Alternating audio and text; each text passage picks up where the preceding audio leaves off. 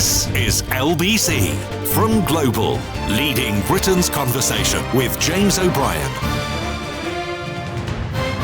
It's 4 minutes after 10. You are listening to James O'Brien on LBC, and I will probably I'll probably start with an unhelpful explanation of something. In the years that I've been doing this job, I may as well get it out early doors. In the years that I've been doing this job, there are one or two subjects that I'm frequently importuned to talk about. And the plight of so-called WASPI women is very much on that list. I've tried once or twice and I have failed because I don't know why I have failed. But I think part of the reason I have failed is because I've struggled to see the grievance as clearly as some people who possess the grievance can see it.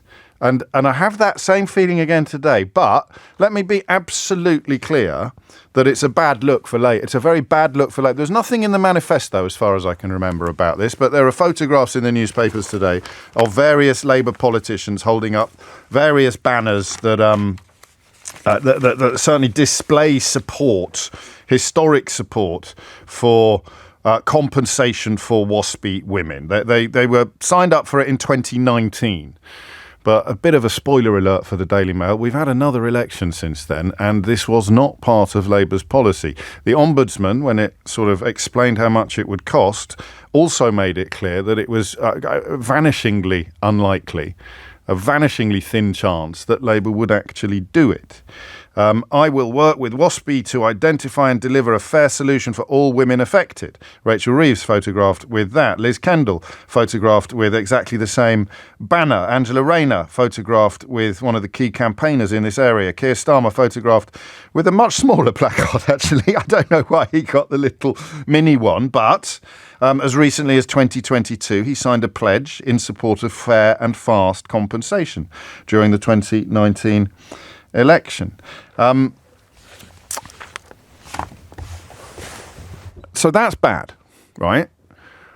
You can tell I really don't want to say this out loud, but they're having a laugh. It's bad. Look, it's bad. It's really bad. Don't say that you support something unless you are supportive of it, even if you have the defence that you then turn around and say, look, we can't afford it. I'd like to have done it, but we can't afford it, because this is, it's a bad look. Even if you've got the defence of saying, well, we didn't actually put it in our manifesto. We never intended to do it in this government.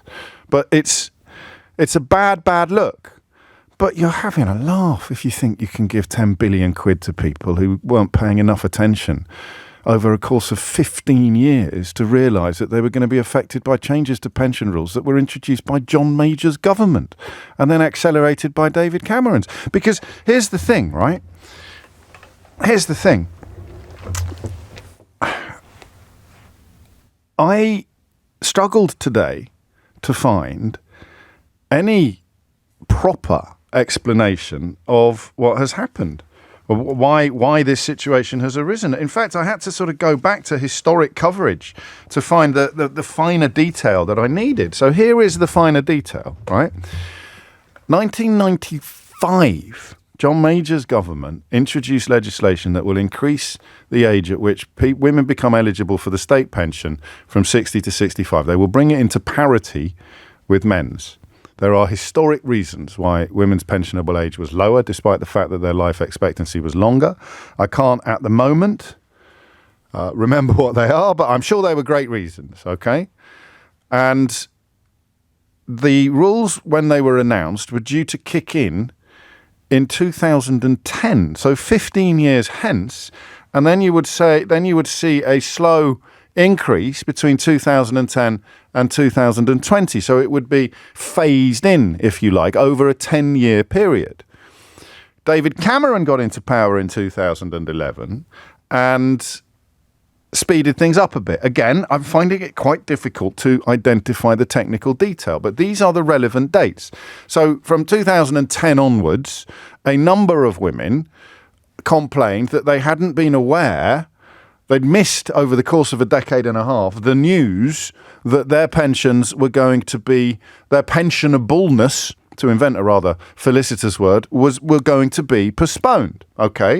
And I got nothing but sympathy for them. Until I remind you that the Ombudsman in the report that factored in approximately 10 billion quid to provide them with the compensation that they want also said we reckon about 90% of women knew it was coming, which this is why my voice is a little bit strained this morning, because if 90% of women knew it was coming, how can we be contemplating a £10 billion payoff to all of them because 10% somehow missed the bus? Now, part of the grievance, as I understand it, is that they didn't get a letter, that they didn't get individual letters. And I think that was probably a failing by the DWP. But you had 15 years. I mean, do you never talk to people? Do you never compare notes with your colleagues? Do you never say, I can't wait to retire in 2010? And they say, hang on a minute, weren't you born in 1956? You won't be allowed to retire until 2012. I don't understand how this could happen, in all honesty. The question of whether or not you should be getting compensation, £1,000 to £2,950 to more than 3 million women, comes in at 10 billion quid. What's the budget of the Foreign Office? Anybody? Keith, you got the budget of the Foreign Office at your fingertips? What is the budget? About 5 billion? What is the budget of the Foreign Office? Do we know? What's it? About 10 billion as well? So let's just sort of say, let's just do a new Foreign Office. Let's have an entire foreign policy budget, and just give it to these ladies, 10% of whom didn't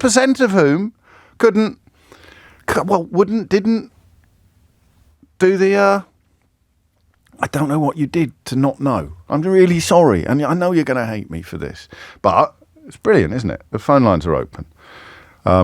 And it feels a little bit to me as if I was asking, as Chris has pointed out, the current Labour government to recompense me for the increase in my mortgage brought about by Liz Truss's budget. Luckily, I wasn't affected by that, but Chris was. So it's look, if you are going to say in 2022 that you support compensation, then you set yourself up for a right old kicking in 2024 when you reveal that you will not be paying it. But the question of whether or not the compensation should be paid seems to be absolutely absent from all of the coverage this morning. Ranjit is in Albury. When I left school in 1982, I was told my retirement age would be 65. It's now been moved to 67. Will I be able to make an equivalent compensation claim? I'm being serious because I don't really understand the situation. So here it is. Here is the problem. I think I saw a Daily Telegraph headline, and you know that the Daily Telegraph is the place that I turn to first for unhinged headlines. I think that what we've got here is bad politics and good policy. The bad politics. Do you know what John McDonnell did in the 2019 election? The pledge was made in the what do we call it? The manifesto in 2019. John McDonnell said he was going to find £58 billion for these women. £58 billion for these women, and Reeves and Starmer and the rest of them and Liz Kendall campaigned on that ticket. So. I don't like days like today. I mean, I'm looking for something that I can use to join in all of the attacks on Labour, and I've got these pictures. They're brilliant. Angela Rayner, Keir Starmer called for compensation in the 2019 elections, but they fought an election in 2024 on an entirely different manifesto. Liz Kendall and Keir Starmer in 2022 expressed support for compensation, and then they got into government and decided that they couldn't afford it. They wouldn't do this out of spite, would they? It's not the Tories. Oh, who, by the way, did absolutely nothing in this space, despite having come up with the idea in the first place and activated the acceleration. So the most mealy-mouthed of Tory commentators this morning are reduced to saying, well, absolutely, we couldn't have done this. They certainly couldn't afford it. But they shouldn't have said that they supported the idea if they were then going to decide that they couldn't afford it 5 years later. Damn that sort of thing. Because, literally nothing happened between 2019 and 2024 that might have changed our economic situation. Thank God Ukraine wasn't invaded and coronavirus turned out to be a massive nonsense. So I just wonder. I wonder what the grievance is. Because I mean what I say when I talk about the possibility now of the Labour government having hacked off so many people in pursuit of a little bit more of economic stability or improving the standard of living for the population, that they might achieve it, but by achieving it, they'll have hacked off so many people, there'll be nobody left to vote for them. Because no one ever really gets cross on behalf of the ordinary person who's not allied with any particular tribe or demographic. You can talk generically about pensioners. You can talk generically about farmers. You can talk generically about WASPI women. You can even, I think, talk generically about people who can afford to send their children to private school but suddenly can't when they're expected to pay VAT. You can talk generically about all of these groups, business owners, but you can't really talk generically about people who aren't farmers, aren't pensioners, are in work but are not business owners or WASPI women. So the phrase ordinary working people is the phrase that you are looking at. So what exactly? I mean, nobody believes, except the women who want the money, nobody really believes that the policy was workable or positive. Certainly none of the Tory politicians or Tory media queuing up today to take a bite out of the Labour government have got any commitment whatsoever to the cause of the WASPI women. Starmer has once again made himself look ridiculous, stupid and dishonest, which he is making a habit of doing, whether it is foolishly accepting the largesse of a tycoon who wants to buy him some suits, or whether it is foolishly allying himself to a populist cause that everybody sensible knew was unaffordable, which is why John McDonnell promised £58 billion to provide it. He could be, if you like, the patron saint of the insensible. But the question of what political impact it will have is one that I can't answer today. So I don't want to say any names out loud because I may have slightly misremembered, but I used to think the WASPI cause was solid, but I didn't know much about it. And then the more that I looked into it, the more I found myself thinking, this is actually a little bit silly. And I think these campaigners are doing everybody else a bit of a disservice by floating the possibility of payouts. You had 15 years to get ready for it. 15 years to get ready for it, and 90% of people affected knew it was coming. And if you're a man, the idea that the lady in your life or the ex-lady in your life was going to be able to retire 5 years earlier than you always felt a little bit unfair and always felt like a bit of a grievance. So there it is. Let me see how much abuse I'm getting for this, because it's always fun. What's a pathetically weak apology for this two-faced government? I've not apologised for anything. I've said he's made himself look like an absolute prat. You don't get photographed holding up a placard 2 years before you announce that you're not going to deliver on the promise that was on the placard. Hey, listen, everyone knows you campaign in poetry and you govern in prose. But the depiction of dishonesty that is of enormous use to his political enemies, none of whom are honest, but that's not the point. They're all as bad as each other line helps the absolute nonsenses and monsters like Farage and his mates. So no one is apologising or defending it. It's just a weird political moment where everyone can agree that they've absolutely muffed this up, optically or politically, but nobody can unless you're looking for a cheque, and frankly, who isn't? Unless you're actually looking for some money, no one can seriously claim that this is a reasonable cause, can they? Anyway, grow a pair and call me. Don't just send me abuse via text on 84850, WhatsApp on 0345 6060 973, or all the usual ways. Give me a buzz. Tell me what I'm missing. Because no one is for a moment saying that this is not awful. This looks awful. All these pictures, Liz Kendall. You've got, listen to these front pages, even sensible newspapers. Labour MPs rebel over new blow to pensioners. All right, an insensible newspaper. Betrayal that proves Labour cynically said anything to get elected. Says a newspaper that employs Boris Johnson as a columnist. Just run that by me again. Betrayal that proves Labour cynically said anything to get elected. Says the newspaper that employs Boris 40 Hospitals Johnson, as an actual columnist, ignoring the fact that this was not in a manifesto since 2019 when he wasn't the leader of the party.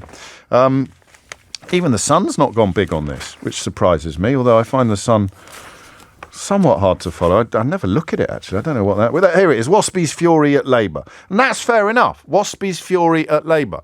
Good Lord, the Sun seems to have the most sensible headline of all the right-leaning newspapers. Of course you're going to be furious. You thought you were going to get a bonus. You thought you were going to get a cha-ching moment. But you weren't. It was never going to happen. Even if you read the Ombudsman report, you'd have known that even as they said this is what it would cost, they also said it's never going to happen. So, set me straight. 0345 6060973. And all these other governments, Labour haven't been in power since 2010. It's been 14 years in order to introduce some sort of compensation. I don't remember any of these clowns calling for it when Boris Johnson was Prime Minister or Theresa May was Prime Minister or Rishi Sunak was Prime Minister.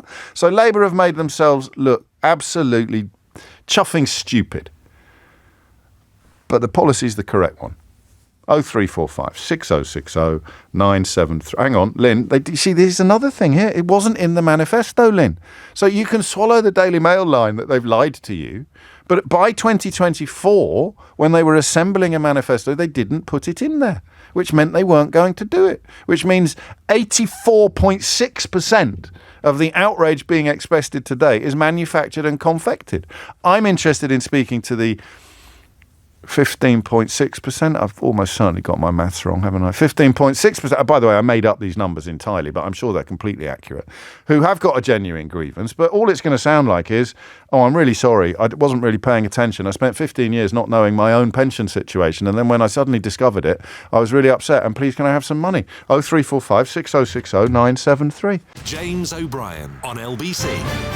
21 minutes after 10 is the time. And also, I mean, if you were honestly expecting the compensation, I have nothing but sympathy for you, but I'm keen to understand where you got the idea that you'd get it from in the context of the most recent election. 22 after 10 is the time. The phone lines are open, and I am exposing myself, I suspect, to a bit of a kicking this morning, but long may it continue. Jane's in Byfleet to start the process. Jane, what would you like to say? Good morning, James. Hello, Jane. Yeah, very nervous. Please don't give me a hard time. I won't do, I promise. It's only me. I'm not really going at this just from the latest government because, this is my recollection of what happened. I was born in 1954. My birthday was 29th of October 1954. And I did know that the government was changing the retirement date for ladies. Understandably, everybody's living longer, and it's unfair to have that amount of disparity. So I knew that there was something happening, and I was written to by the government to say the cut-off date in your case is the 5th of October 1954. As you're older than that, younger than that, yes, you're going to have to wait until you're 62 for your pension because we're phasing it in gradually. So I thought, well, that's fair enough, 60, 62, that's fine. And then what happened then is 10 months before I was 60, so in January 2014, and I should have been getting my pension in October 2016, they wrote to me and said, oh, we've changed the policy now. You're not going to get your pension in 2016. You're going to have to wait until you're 66. 66. Sorry. Yeah. So I had 10 months' notice that they were changing it from what I expected because all along I knew it's supposed to be phased in. Didn't the policy kick in 2011? They changed it. They accelerated it. That was when David Cameron and George Osborne were in charge. So you didn't get the letter for 3 years after the decision was taken, I think. Yes. And I feel very sorry for you. But yeah, do you deserve a payout? Do you deserve a check from the government? Well, to be fair, if you're looking at numbers, I suppose over 4 years that I didn't get my pensions, the pension was probably around about £600 a month then, yeah. 7,000 a year, 4 years of 7,000 something. It's about 30,000, so that I haven't had. So did you stay in work? I'm still in work. I'm 17. I'm still working now, and I can't see any time that I'm going to be able to retire. So I will be working, and probably until I drop. But and that would be true even if they hadn't changed the rules, then. Quite likely, but no, I would have had an easier time because I was. Of course, you would have had an easier time because you'd have had a bit more money. But I guess. Well, yes, I wouldn't have had to work 28 days a month, which I've tended to do. But you get the pension now. I do get the pension now. And you're still working 28 days a month.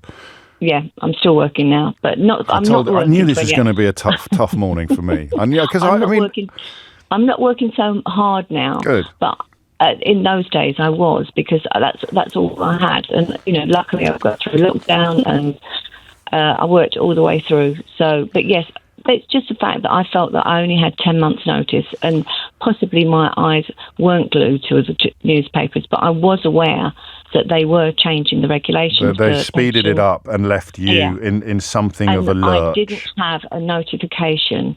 My official notification I had was I was going to get my pension at 62. And then 10 months before, the next communication I had was, and that letter said, we are phasing the pensions in so that retirement age... Were you born in 1954, did you say? I was born in 1954. Whenever I hear someone say the words "I was born," I'm waiting for them to say "under a wandering star," but that's just the way my brain works. You see, there may be. Here's the thing that I suspect we're going to edge towards in the course of this hour. That there may be a case for arguing that a very specific portion of this cohort of 3 million women have a much more valid case than the rest of them. Do you see what I mean? Not least because 90%, according to the own ombudsman, knew exactly what was on the horizon. But I've got a couple of messages that both mention 1954. And I suppose it's possible that, as with all things that are linked to thresholds, whether they're time thresholds or income thresholds, there are going to be some people so close to the wire that it feels desperately unfair. Yeah, I suppose this is it. You've always got to have a cut-off. And I've joked, if I was a premature baby, I'd have my pension 4 years earlier. Yes. So, it's literally days. So. That's a really good example. I normally talk about the second hand ticking one way. And if you were born, at 11:59 and 59 seconds, as opposed to 12 and 1 second, you'd be in a different actual space. You'd be in a different situation. Yeah. So how cross are you with Labour then? Were you expecting it? Do you know what? I've learned that I don't expect anything until it's actually in my bank. It's never until it's done. No, I've not been holding my breath. It would have been nice, and to be fair, if it was £2,000-3,000, it's a token, in comparison. And do you think you deserve compensation, Jane? Honestly. I don't know whether I do. I'm in a fortunate place that in fact, I was 60, I started working for myself. So I've been in a fortunate place to work. A lot of people of my generation didn't actually go out to work for a long time and were stay-at-home mums, in the 50s. It was completely different to what it was in the 60s or even, 70s. But, I was born early 50s. So, yeah. That's the way my life's panned out. And I don't expect anything. I'm grateful for what I get.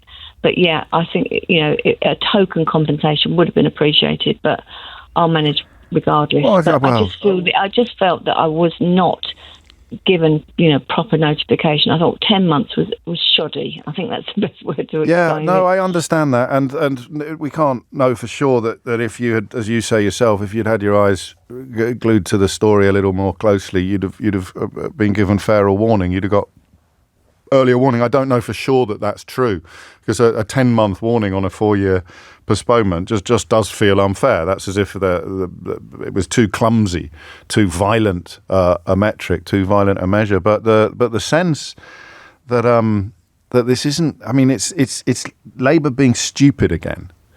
It's not the policy that's the problem. It's the allying themselves with the cause in opposition and in campaign mode that makes them today look very stupid. But the economic or political argument in favour of the policy, I'm afraid, I think is at the very best, it's incredibly flimsy. And if you need evidence of the flimsiness, you'd be looking at that 15-year period in which you would be aware of at least much of what was coming. Scott wants to know when men are going to get compensated. And I sometimes find messages like this a little bit unhelpful, but I think on this occasion that there's a logic to Scott's point about when are men going to get compensated for all the years in which they had to work 5 years longer than women before they could get their pension at all, which again would have been a decision taken by a previous government. I might sign up for that, actually. 29 minutes after 10 is the time. Thomas Watts has your headlines. James O'Brien on LBC. 32 is the time. Some text before we get back to the phones. Let me find some negative ones. Dave's been in touch. He says, yet again, O'Brien is shilling for his corporate masters, expounding the view that WASPI women are not a worthy cause. Who are my corporate masters, Dave? Do drop me a second text, would you, if you get a chance? Chris reminds us that Sunak called the election, it is widely believed, in part to avoid being in the chair when the enormous cost of paying blood compensation, poison blood compensation, would kick through.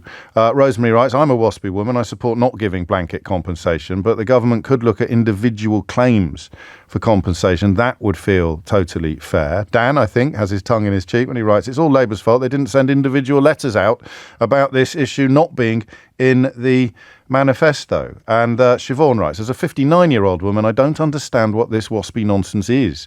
We women had 15 years to make arrangements to sort our state pensions. OK, I wasn't happy in 1995 and 2010 that I wouldn't be able to retire until I'm 67, but that's just the way life is. As for Labour, they can't win anything with the majority of the media twisting everything they do. They're not twisting the support, Siobhan, in 2022 and, of course, in 2019. But they are pretending that if you commit to something in 2019, then you are still committed to it in 2024, when you're not. They are pretending that if you commit to something in 2022, which I think is a more tricky proposition, then you're still committed to it in 2024, because the world hasn't changed that much between 2022 and 2024. But support is not the same as £10 billion worth of compensation. And there's a key constituent to this conversation that is missing at the moment. I'm going to hold it back for a moment and share it with you shortly, because I want to get back to the phones. Jan is in Mildenhall. How are the drones, Jan? Apparently they're winding down the surveillance. Were you involved? Tell me the truth, Jan. Tell me the truth, or I'll get the thumb screws. Screws. Definitely not. Okay. Definitely not. I'm ringing to agree with you, I'm afraid. Oh. You're absolutely right about the fact that we were informed. Now, it didn't affect me because I'm 76 and therefore much older. Yes. However, in the 1990s, we certainly got a letter telling us that pensions for women were going to be staggered and eventually to come in line with the male retirement age. And so we knew about that. And then in 2011, when the Camerons and Osborne brought it forward, it was all over the news. If you like me, listen to the news. However, if you are worried about what your pension is going to be, you can phone DWP years before you're due to retire and get a pension forecast. You can. Although most people probably don't know that. And of course, if they spend... they should. Well, yes, but if they spent money advertising it, someone would be complaining about a waste of public money and someone else would be calling it woke. Yeah. But anyway... So you saw it... I don't want to... So I'm cross about it. Yes. I was also cross in 2022 when the Labour started saying they were going to support the compensation. I thought that was very foolhardy because it was obvious how much that was going to be. So it's possible, Jan, you are reminding some people who perhaps had forgotten this, it's possible to hold two thoughts in your head at the same time, isn't it? Oh, no. No, it is. It is. Apparently, you can simultaneously think Labour have played an absolute mess and that the compensation claim is at the very best fragile to the point of spurious. Yeah, that's a good word, yeah. Well, thank you. I do my best, okay. Jan. You just keep an eye out for the drones, all right? I will. Maybe wear a hat. Maybe wear a hat while you're out. All right. Thank you, Jan. Take care.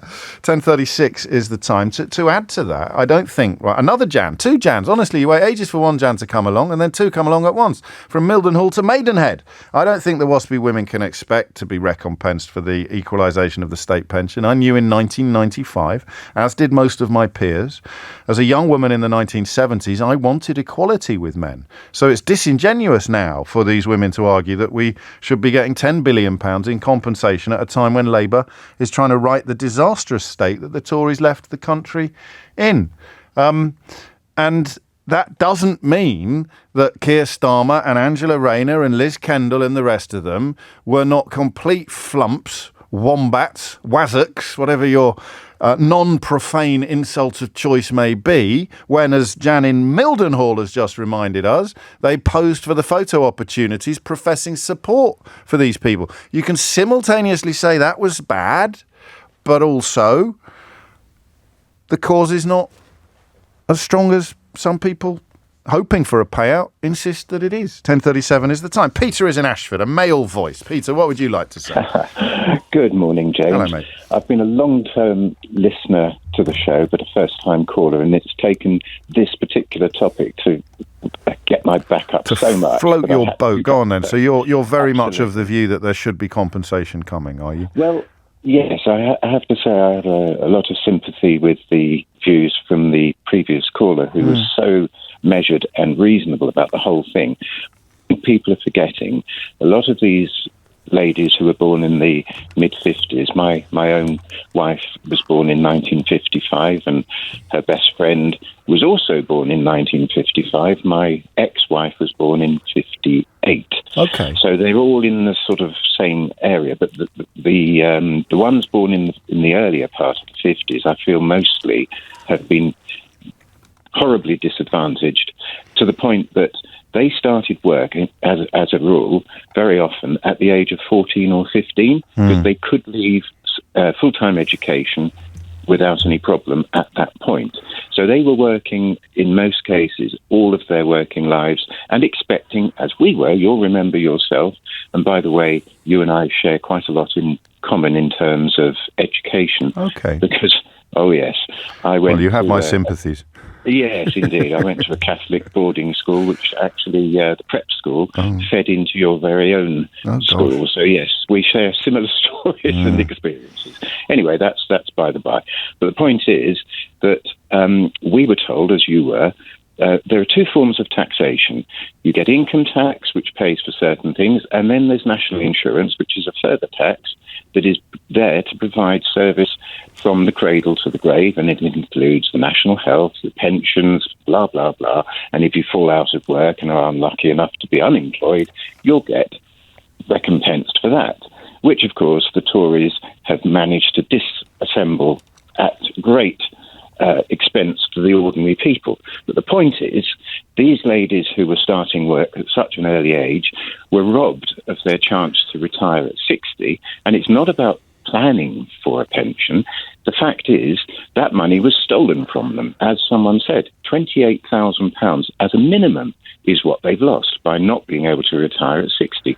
Yes, there was disparity. We, as men, were due to retire at 65, but to be told...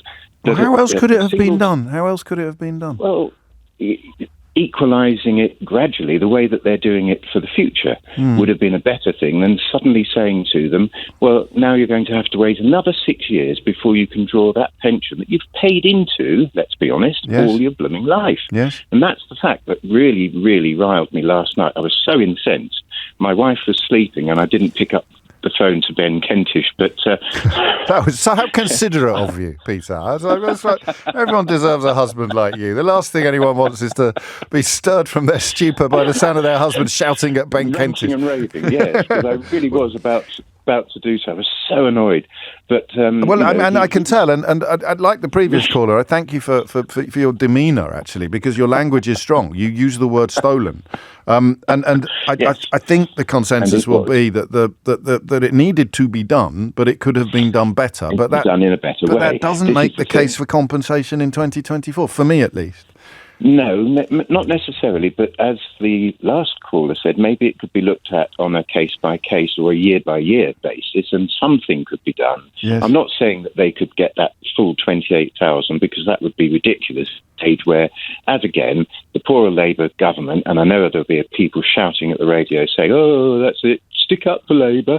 But yes, I do stick up for Labour. They have been maligned from the day they took power. It's comical. And it is absolutely ludicrous. Everything they do, from the winter fuel payment, which has riled up so many people and doesn't affect the poorest in society. Not the very poorest, but No. again, we're back to thresholds, aren't we? And this Yes, somewhat precisely. disingenuous pretend sometimes that thresholds are not inevitable, and someone will be 1 degree below it and someone will be 1 degree Yes. above it, and you focus on them as the grievance. Exactly. But how else do you do it? Exactly. Well, if I can just extend that to something slightly different. In my own working career, I was fortunate enough to, at one time, be in the higher tax bracket. Now, that used to be something I was perfectly happy to do, paying taxes. I've never objected to it on the grounds that it pays for people less fortunate and all of our services, etc. However, what used to really irritate me was that two people who were not married could be earning just as much or slightly below what I was earning and not be subjected to that higher rate of tax as a joint income. Yes. And yet, because I was just over that threshold, I was penalised and I had to pay 40% on the little bit of extra money, of course. Over the threshold. And you see what I mean? I do, whereas yes. these people could be bringing in double the income and getting away with paying no extra. I think it was even more, well, not even more acute, but it was exactly the same problem with the child support. When child support became means tested, and you could, if you had a single income, you could be on roughly half of a double income over the road who just nipped below the threshold, and you were over it. Exactly. There's a sense that things could be done better, but I don't know that I agree with you here about the gravity of the grievance. Simon makes an interesting point, Peter. He says they haven't paid into anything. There's no pot of money. They've just paid for those older than them, as we are doing now. That's exactly the point. That was always the point. That's what we were taught from the very beginning, that you will be paying into this fund, but it's there to look after you in your older age as a pensioner. And if you were told that at a young age, that you were going to be retiring at 60, and then suddenly they snatch those 6 years away from you at a single stroke. I can't. What's the word I'm looking for? It's not clumsy. It's worse than clumsy. It just feels a bit inelegant. The problem is, of course, the bit that neither of us are saying out loud, which is when you signed that notional social contract at 14 or 15 or at school leaving age or university leaving age, the expectation was that you wouldn't, none of these people would live as long as they are doing now. That's exactly that. And that's an uncomfortable truth at the heart of this entire conversation, isn't it? Well, thank you. What a lovely debut call as well. It's been an absolute pleasure talking to you. An awful lot of people complimenting you on your demeanour and delivery as well. Oh, thank you. Well, that's very kind. And it's a pleasure to finally speak to you, James. And long may you continue fighting the cause. You're very kind. You wouldn't get this sort of treatment on Ben Kentish's show, Peter. I'll tell you that. Oh, I know. I think I'd have ended up swearing, to be honest. Perish the thought. Thank you. So, it'll never catch on. Polite and detailed discussion, even perhaps some disagreement, but the everybody is working longer than they expected to when they started work. Everybody of older generations, we probably will as well. They'll probably move it again. There's life expectancy. It opens up so many other areas as well of the difficulty. What's a good word to use? It's a little bit more than a blunt instrument. That's the kind of thing I was trying to say. It feels too blunt, this policy, but that's easy for an armchair critic to say. What would a more refined policy have looked like, and how much would it have cost? 10:45 is the time. James O'Brien on LBC. 10:47 is the time. Here are two messages sitting alongside each other in my Blue Sky feed. The first from Andrew, the second from Kirsty. Can you remind these pensioners, writes Andrew, that they had access to free university, relatively cheap housing, freedom to live, study, work or retire in the EU, and then all these opportunities were snatched from youngsters with their support for Brexit? You can't do that. Even I don't do that, and I'm James O. You can't lump you can't lump all farmers in together as being on the somehow the deserving end of a grievance because of the way they voted in 2016. I wish that we all carried little ID chips which did record our 2016 vote, because I do think that some policy should be determined according to whether you supported this or not. The idea that if you're cross about this, then I'm terribly sorry. You voted to make the country poorer. Therefore, you're at the back of the queue for the compensation that you feel you're entitled to. Not on the really big stuff like the post office scandal and the poisoned blood, the contaminated blood scandal, but on some other things like, why can't I have more? Farmers, for example, if you're going to start the inheritance tax thing, you're going to put it on a sliding scale. If you voted to impose economic sanctions on this country, then you should be further back in the queue than someone who voted in the hope of preventing them. It seems a little unfair when Farage doesn't seem to be held responsible for any of the consequences of his own political decision-making over the years. But, voters could be. Think about Farage's track record on this. Greasing Boris Johnson's passage into Downing Street, describing Liz Truss's budget as the best in 50 years and insisting that Brexit was going to make the country better, richer and reduce immigration. Who wouldn't trust him moving forward on the political stage? Kirsty's message, by contrast, picks on Scottish Labour, who I think have got more questions to answer with regards to recent proper pledges. I could be wrong, but Anas Sarwar said he'd deliver the justice WASPI women deserve because they were paid less than their male counterparts. They were forced to give up work when they had kids. They've had their winter fuel payment removed, and they were not informed at a timely moment of the pension age changes. Is this the justice, she writes, that 1950s born women deserve? Well, again, the Ombudsman found that about 90% of women did know what was coming in detail, exactly what was coming. We've got this little constituency that seems to be looking around 1954, a particularly unfair moment, but I don't know. I haven't crunched the numbers, and there will always be some people a little bit closer to the threshold than others, as we've all acknowledged today. And men did all the things that in terms of starting work at 14, that applies to men as well, and they were expected to work for longer from the get-go. So I just... Bad politics. I'm not in any way defending the about turn or the reversal. They should never have offered support for this cause in the first place. But neither should they be supporting it now that they're in a position to do something about it. Stop telling me how much you hate that phrase, because I'll just keep using it. I don't care if you've got a little bit of sick in your mouth, Sheena. That's just making sure you're paying attention. Let's go to Sue, who's in Sheffield. Sue, what would you like to say?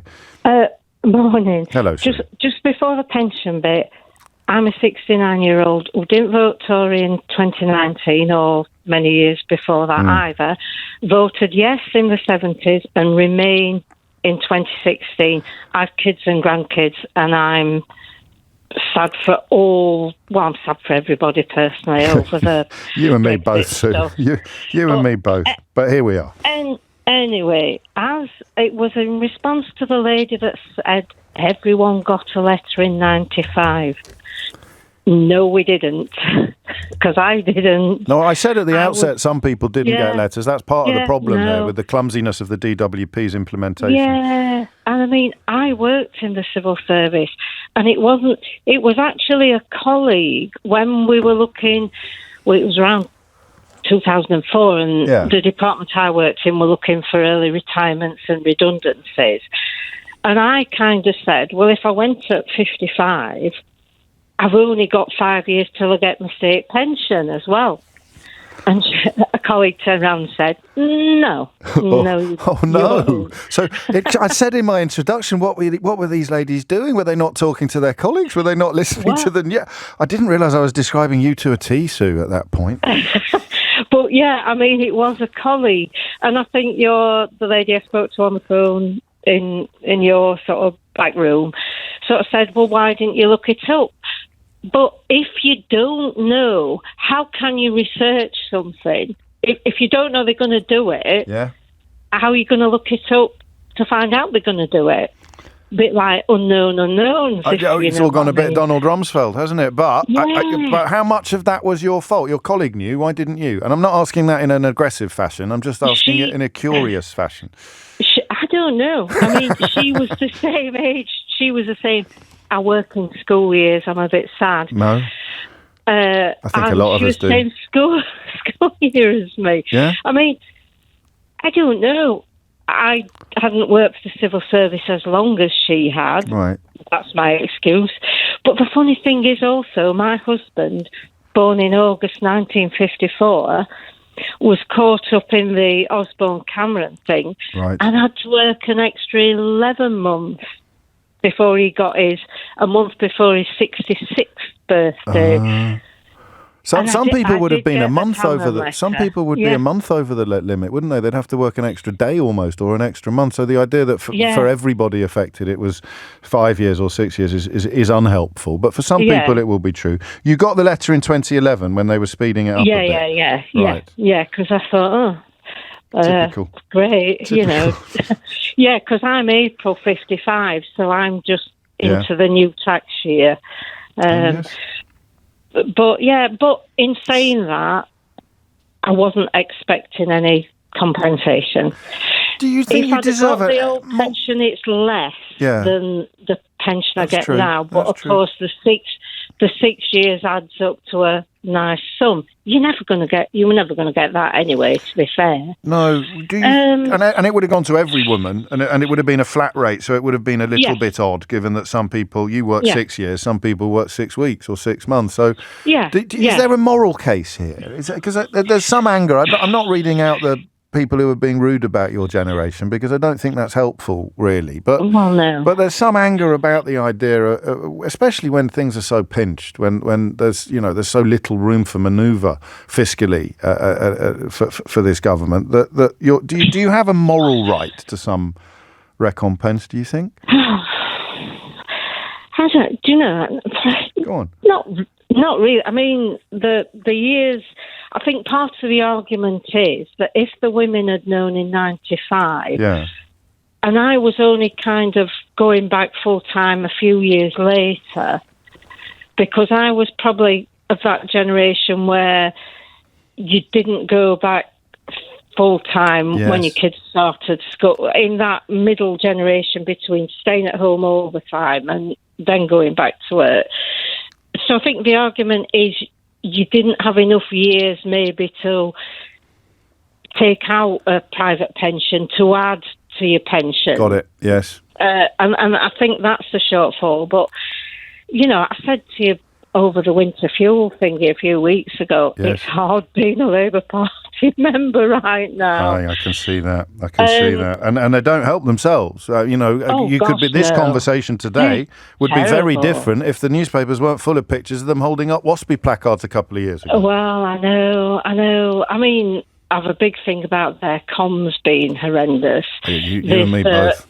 The media being particularly leaning in the opposite direction, but they really don't help themselves. I think they've been absolutely ambushed by the hostility, and there's no excuse for that. If they couldn't see that coming, then they frankly wouldn't be able to see the nose on their face.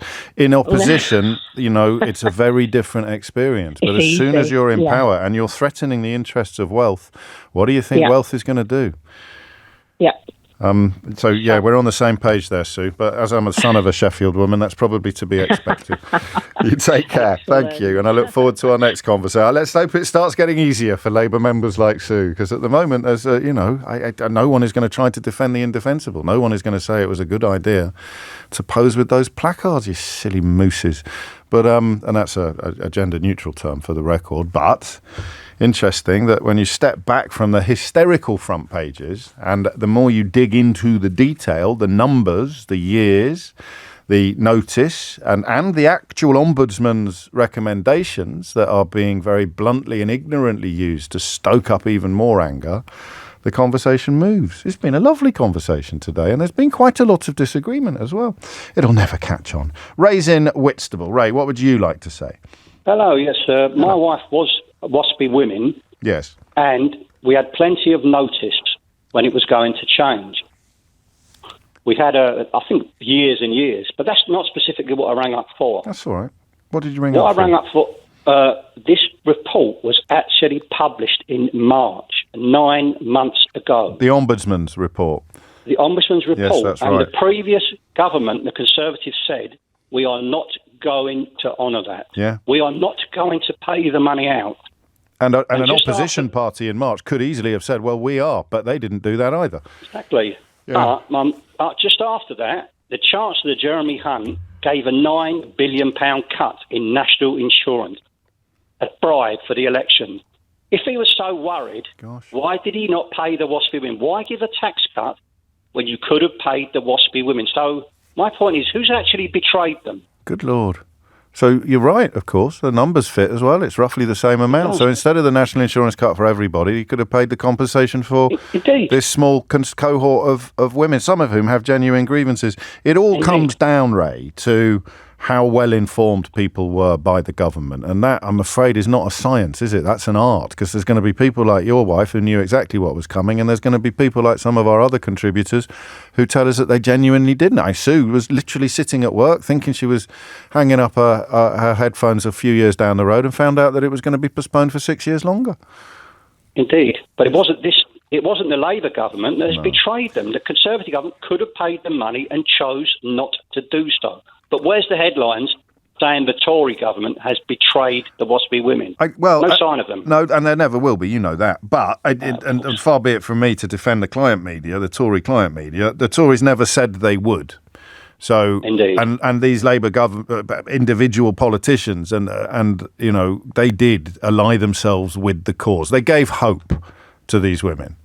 Yeah, it wasn't in the manifesto, though, was it? No, I know it wasn't in the manifesto, but there's still a picture of Keir Starmer holding up a placard that's got support for WASP. But didn't Boris say lie in front of the bulldozers? Well, what's happened there? He moved into the owner of JCB's garden for a while, so maybe that would be the that would be the equivalent of lying down in front of the bulldozers. He lay down in a grace and favour apartment provided by the owner of the bulldozer builder. I don't know whether that. I found that little episode in British politics hilarious because I've had the pleasure of staying at some very, very nice places over the years, and rich people like to have things in their garden. Some people have a folly. You know, in the Victorian era, they'd build like a ruined castle, except it had never been a castle. It was built as a ruin. This is why peacocks were brought back from the subcontinent, so you could have peacocks roaming around your garden. Llamas became popular relatively recently.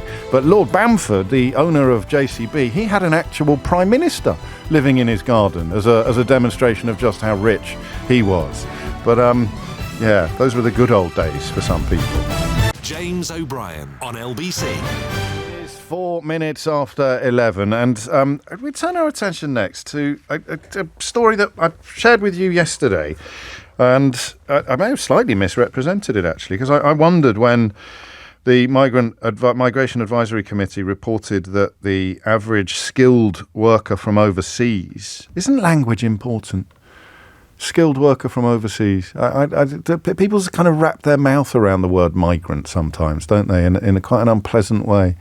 When we took the call earlier this week from the fellow who described himself as a migrant, was he in Germany, I think? I said, no, you're not a migrant, mate, you're British. You're an expat. That's how it works, isn't it? So skilled worker from overseas. Why wouldn't you welcome a skilled worker from overseas? They're migrants. And somehow, in the land of Nigel, we've managed to turn words like refugee and asylum seeker into hate-filled rhetoric as well. Another story in the news today about how the police should really have seen that wave of hideous violence over the summer, dubbed by many as the Farage riots. Why police should have seen that coming, should have had a much clearer bead on what was coming. And I would completely agree with that. I think they clearly don't spend much time on social media. And you might suggest that that's a good thing. You don't want the police. They'd get into trouble if they did, wouldn't they? If they found out that, you know, Humberside Police Force or South Yorkshire Police had a few members of staff whose job was to monitor social media looking for potential violence, there'd be front pages of the Daily Telegraph about how woke it was and what a waste of resources, and the police should be out there catching robbers. And then a bunch of people start trying to set fire to hotels and throw bricks and bottles at our police. And they get, in my view, correct criticism for not having a clearer bead on what was coming. It was fairly obvious. And of course, one of the main contributors to that environment, Andrew Tate, is back in the news today, the man that Farage relied upon for his news and information, facing sex trafficking charges in Romania, and just found to be in the hole for £2 million on tax. That phrase, in fact, sums up so much of the sort of far-right grifting at the moment, doesn't it? Up to and including people heading for the White House. That phrase there, it's a complex financial matrix, turned out to be a straightforward cheat of the revenue. So I got it wrong yesterday when I read that the average skilled worker from overseas had a net fiscal impact 20 times larger than the average UK-born adult. I think that's worth repeating. 20 times larger. And there'll be a number of reasons for this. The reason it's 20 times larger is because the average UK-born adult will include pensioners. It will include retired people, of whom there are loads, more than ever before. It will include the economically inactive, that mysterious tribe of people that we're increasingly persuaded are likely to be poorly, likely to be unable to work. And successive politicians now have put an awful lot of investment into the idea that they can be helped back to work with their illnesses. And I don't know that that's going to be possible, which is relevant to the conversation that we are about to have. it will also include people in full-time education, but it is adults. So I think I may have misspoken yesterday when I said if that's the average Brit, then maybe it includes children, because even I was struck by that factor of 20. Skilled workers from overseas, 20 times greater fiscal impact on the country, giving 20 times more after all the outgoings have been taken out than the average UK-born adult. Of course, they'll be taking less out as well because they won't have been schooled here. They won't have been, on the receiving end of state support in various ways that somebody born here would be over the course of a lifetime. But that is the committee advising the government on shortages of skilled labour, revealing that skilled workers from overseas had a positive net fiscal impact of £16,300, while the average UK-born adult had a positive net fiscal impact of £800 in the year to 2023. I mean, an absolutely stunning figure. As Natasha explained yesterday, the average for a UK-born worker was a couple of grand lower than the average for a overseas-born skilled worker. And this is where I fear that Starmer is on a hiding to nothing, because he keeps talking about bringing down immigration.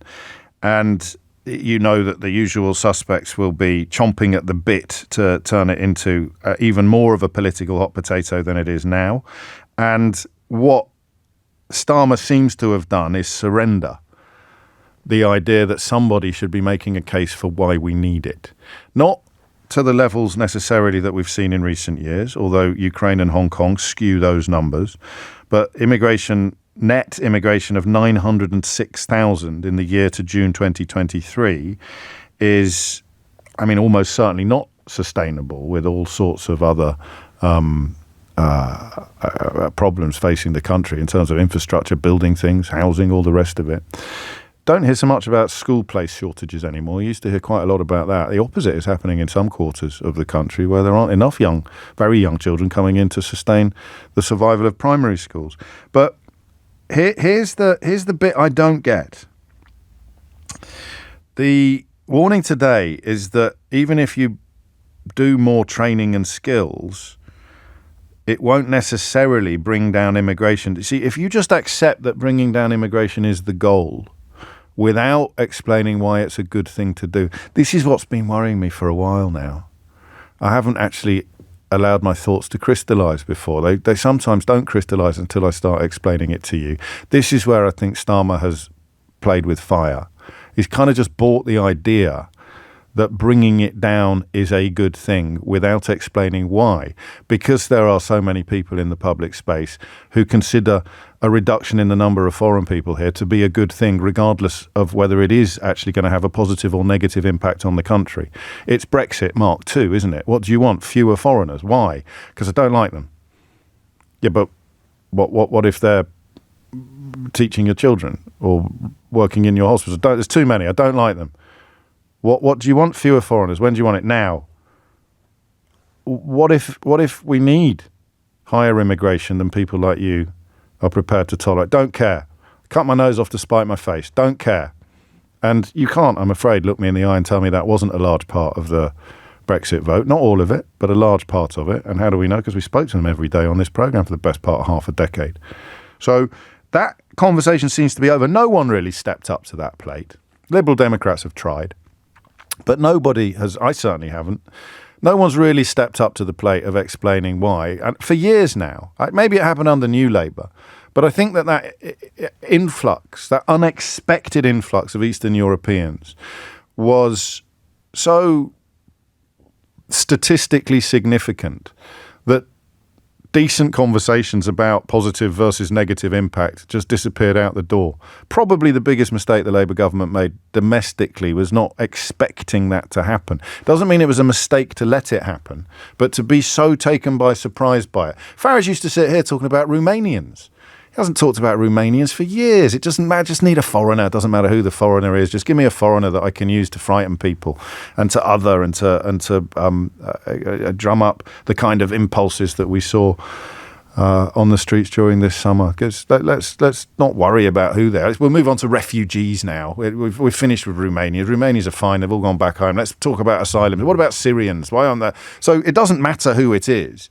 The rhetoric of foreigner is bad. Foreigner equals bad. It doesn't matter whether they're working or not. It doesn't matter whether they've got a genuine asylum claim. It doesn't matter whether they've been forced to come here in a small boat because the Tories have shut every single safe route that they could otherwise have employed. So it doesn't matter. It's indiscriminate hatred of foreigners that has gripped the country since 2016, and gripped large parts of the country since 2016.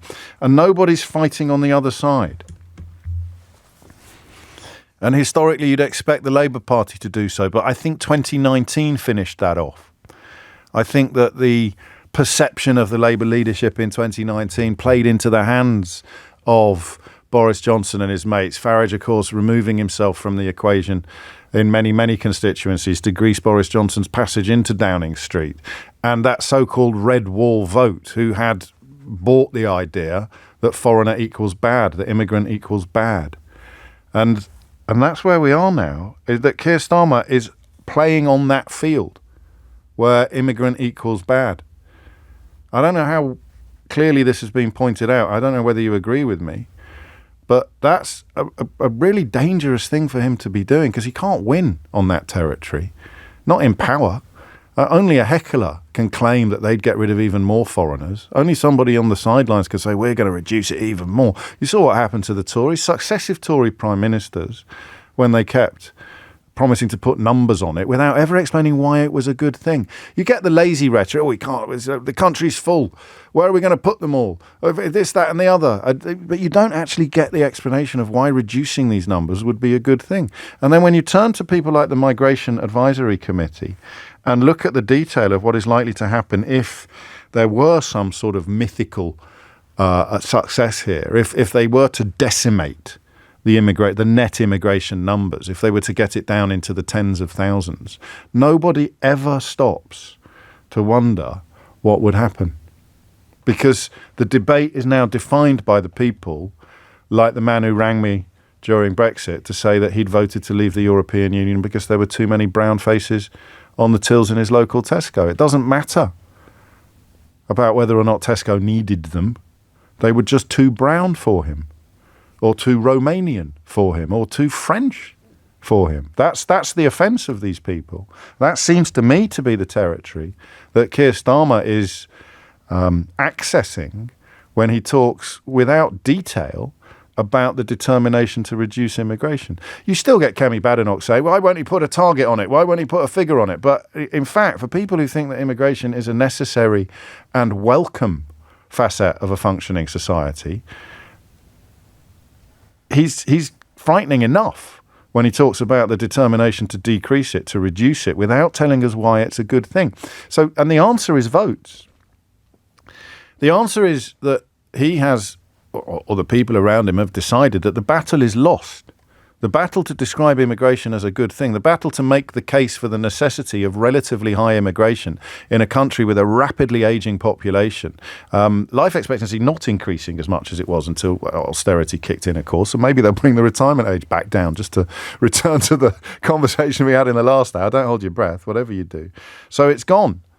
The debate is over. The Labour government is talking as if reducing immigration is a good thing, regardless of the consequences, which is why the committee's report today is so interesting, or yesterday is so interesting, because even if you train up UK workers, which is one of the things that they always talk about, and now Starmer is talking about it, why can't we train our own? Well, who are you going to train? What are they doing at the moment? And who's going to do what they're doing at the moment if you train them up to do something else? I think the single most important element of these conversations are the ones that have now disappeared from the space entirely. And it's what happens if people stop coming. What happens if we succeed in making this country so unwelcoming that people don't want to come here to do the jobs that we are not ourselves prepared to do? And I don't know who's best to answer that question. I mean, in the first instance, employers. 0345 606 0973. Starmer has given up. You know, you can tease me all you want for not being critical of him enough or not holding his feet to the fire enough. On almost everything he's done, it's far too early to take a view. It's far too early. I'd rather have a normal person being imperfect than an abnormal person doing disgusting things. You don't have a Suella Braverman in Starmer's cabinet. You don't have I don't want to focus exclusively on female politicians because it might sound a bit misogynistic, but you don't have, who are the worst men from well, you don't have a Boris Johnson, for God's sake. You don't have people doing absolutely disgusting things and lying about them, but it's perfectly possible that the Labour government is going to mess up royally and that a lot of its boats are not going to come in. But what you don't have now is any honesty at all in the conversation about immigration. The government has asked the committee to monitor key sectors where skills shortages have led to surges in overseas recruitment. That's already happening. And I don't see any evidence of the skills shortages diminishing, which means the overseas recruitment will continue. And you end up being hoisted by your own petard because nobody ever stops to talk about whether it is necessary, let alone a good thing or a bad thing. And then, of course, I don't know if it's fair to describe these people as Faragist, but you can start shouting really loudly about illegal immigration. But illegal immigration is not having anything like the impact on the country that you think it's having because these people are not able to access an awful lot of the services and support, unless you're talking about refugees and asylum seekers, of course, 70% of whom will have their applications processed successfully in this country. Illegal immigration isn't affecting the economic health of most people. It just creates a dangerous black economy, which is more detrimental to the people in it than it is to the people out of it. The 9 million economically inactive people may be more interesting because I think we'll find that half, if not more of them, are really ill. So we're going to have to keep bringing workers from abroad. And yet the political discourse now seems to almost unanimously accept that we have to bring the numbers down. So what happens? What happens? How hard? Let me do this two ways. Okay, the first question is, God, you're absolutely right. I don't know what happened to me. Rees-Mogg, Honest Bob Jenrick, there's loads of them. So what happens what happens to your business or your school? What happens to you if this theoretical future occurs in which immigration has been brought down into the tens of thousands? Because lots of people think they want it.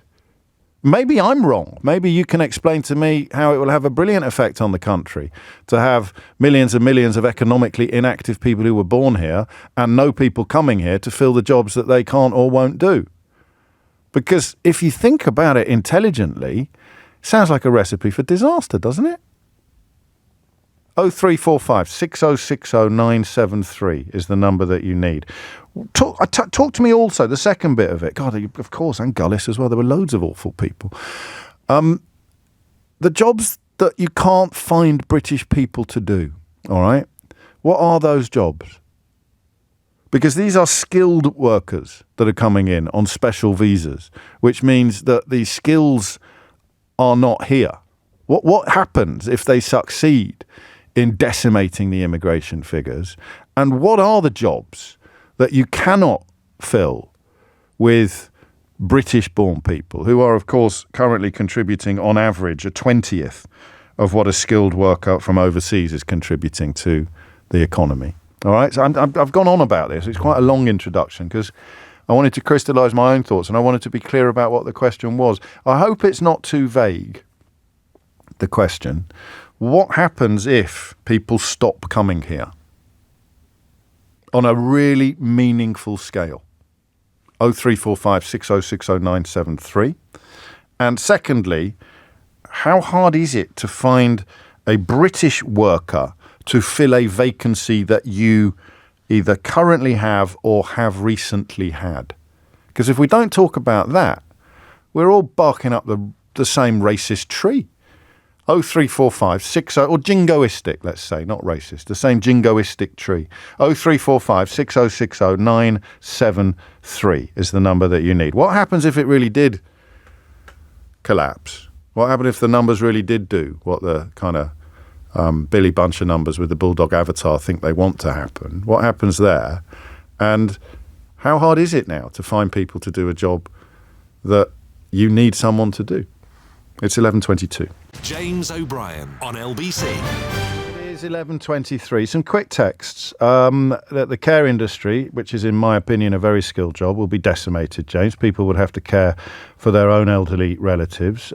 Fenner writes, the construction industry is dreadfully short of quality staff. A similar situation already exists within the catering industry.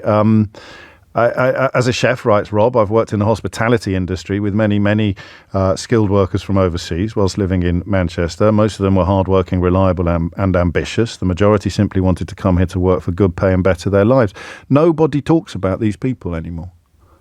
Everybody talks about immigration as a presumed negative. It's as if the filthy Faragist rhetoric has now become the accepted narrative. And I worry what that will do and what that will mean. Even if you agree with the filthy rhetoric, what do you think it's going to mean if you win and people start coming here in even lower numbers than they can, or much lower numbers than they already are? Many British nationals who move to Australia, for example, would be in exactly the same category. But since I've moved back to Lincolnshire from Manchester, the difference in attitudes is startlingly different.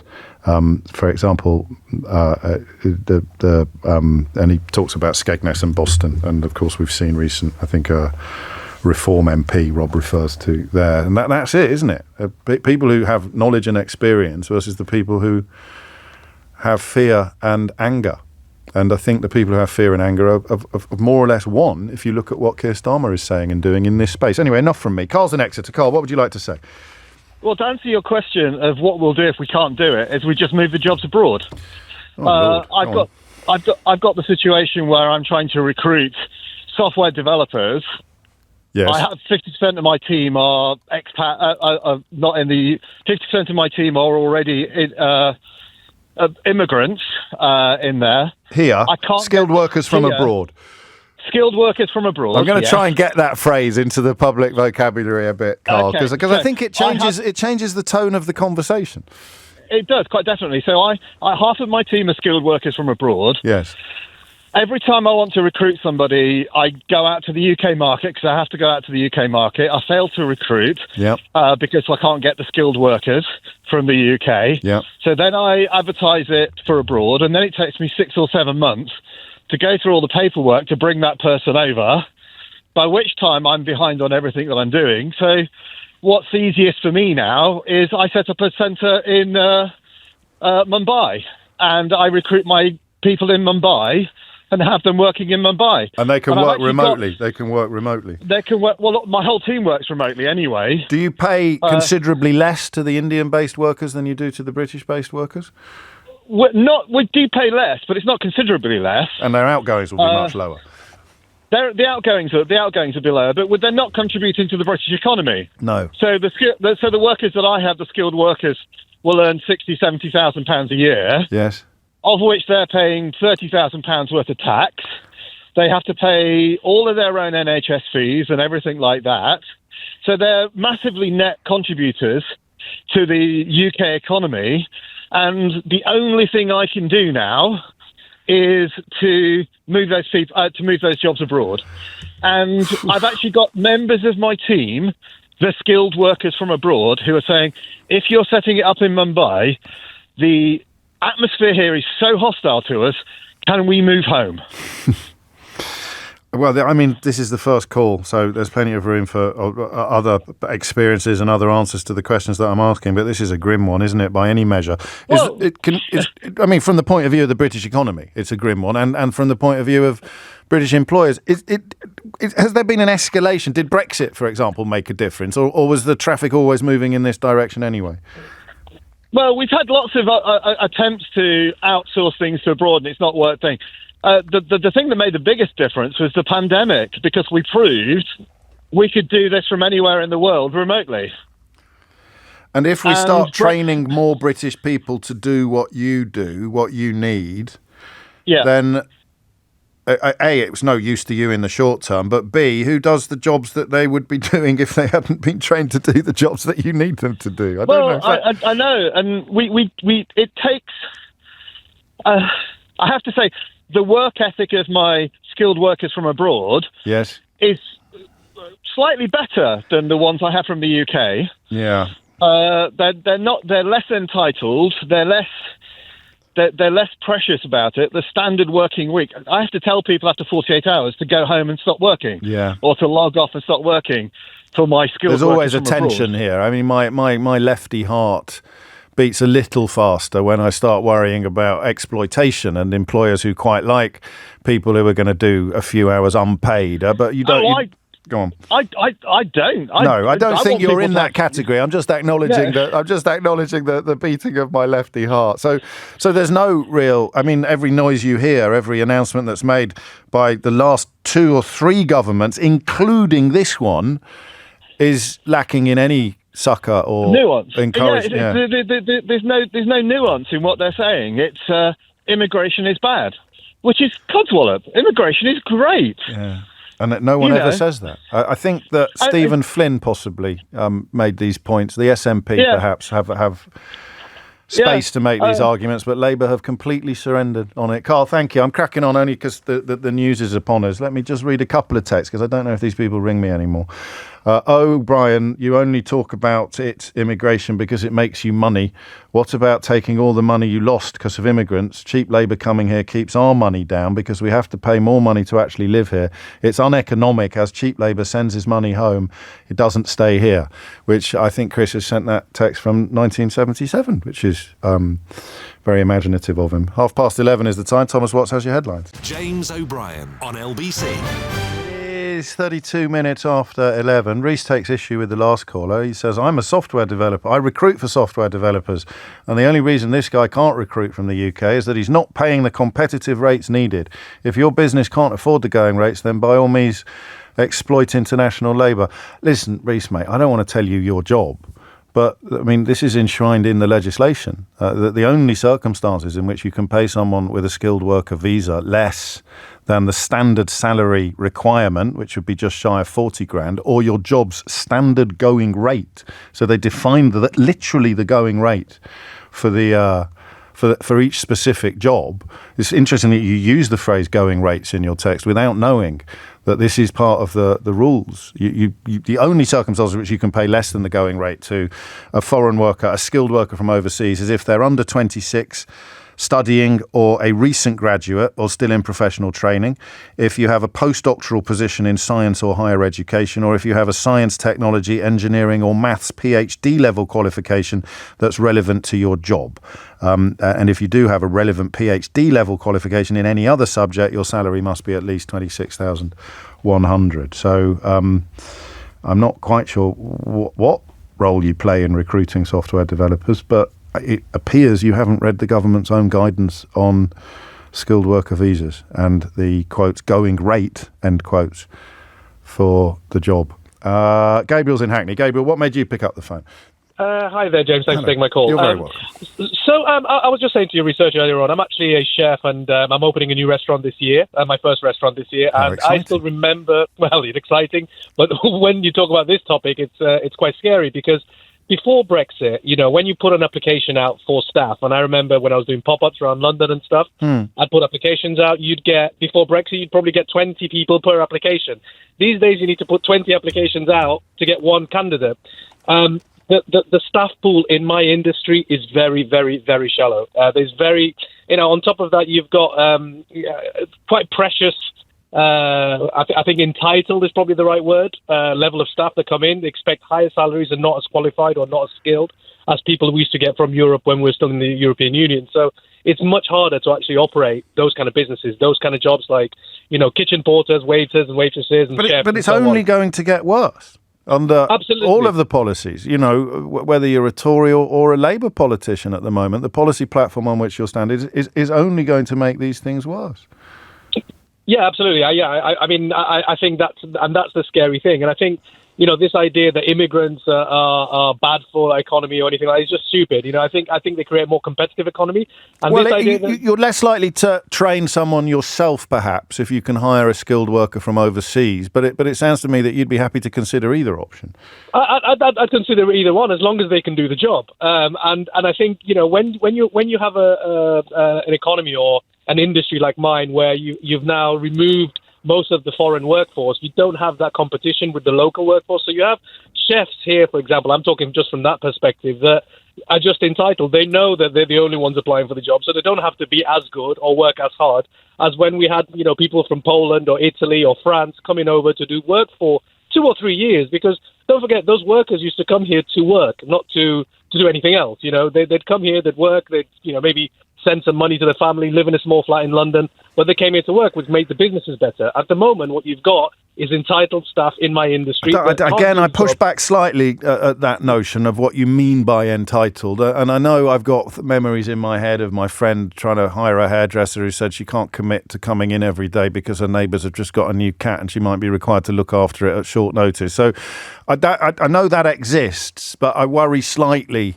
about giving too much power. When you talk about entitlement, you're not just talking about basic rights. No, absolutely not. And I'm talking about just pretty much what you've said.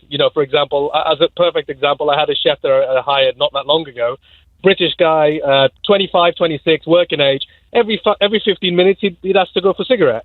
The guy's there to work, and every 5-10 minutes. And the problem is, as an employer, you don't really have much choice because you know that you're kind of desperate to get your staff in. You're desperate to get staff, so you have to allow these things. And I think over time, it just gets worse and worse. So how optimistic are you that how suboptimal will your hiring process be when you get the restaurant up and running later? Well, I mean, to be perfectly honest, I'll have to. I think, unfortunately, I'll have to settle for what I can get most of the time. And it's unfortunate because obviously what that then does is you then have to provide not as good a service as you could do if you had the right people in place. But obviously to operate, you need hands, especially in my industry. You can't operate without a kitchen porter. You can't operate without at least a couple of bodies in there. So what you then have to do is, in my case, for example, I have to thin out my menu a little bit, make it a bit easier to make. So it requires less skill. People are not willing to work over 48 hours, for example. People that come in late, which is obviously a problem in my industry. Just things like that. People that just don't show up sometimes. Yeah. And that never is a strong word, but it rarely happened when we were still in the EU. So the more we reduce the flow of skilled workers from overseas, the bigger all of these problems get. Absolutely, I think absolutely they will do. They will do.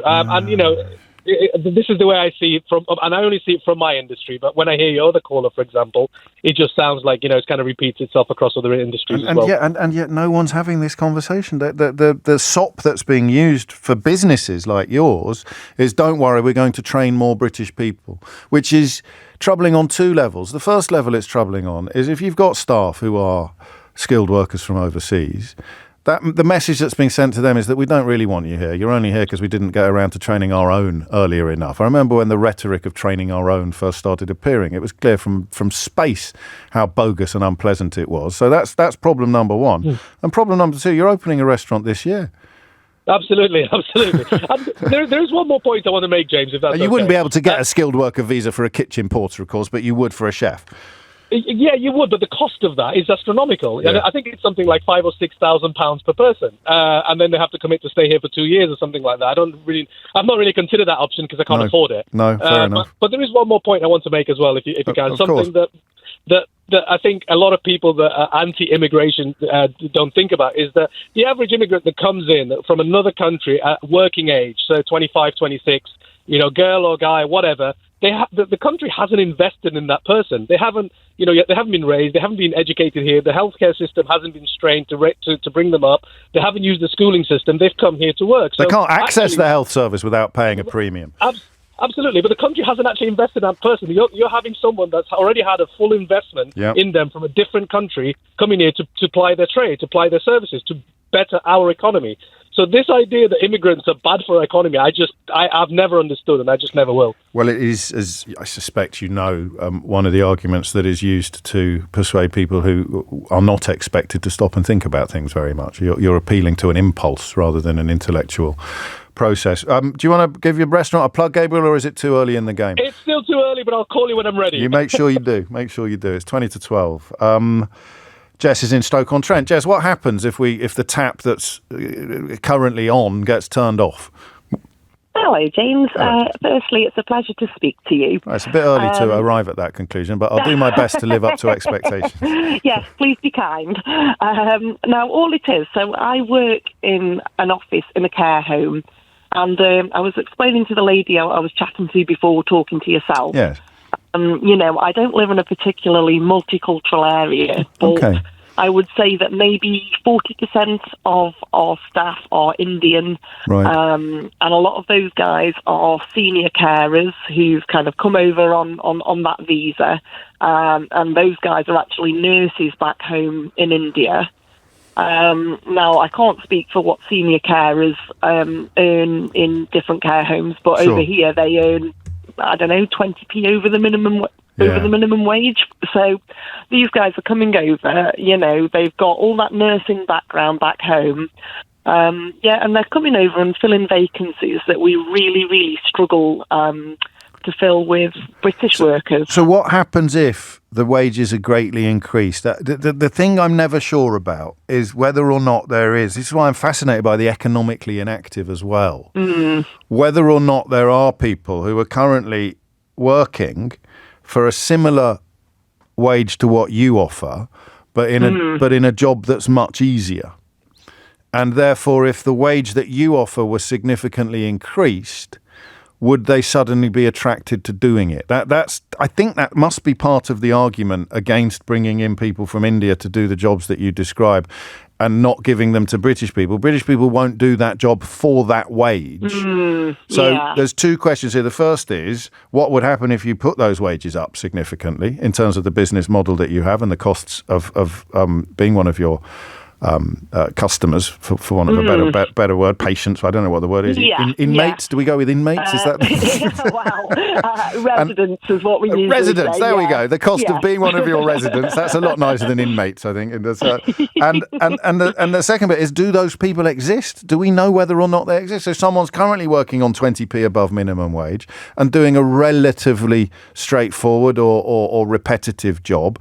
And they would be tempted into the very difficult skilled work and doing the training required if you put up wages by 20% or 30% or something like that. Yeah, absolutely. I'm sure they would. And, And then what happens to the costs of keeping someone in your homes?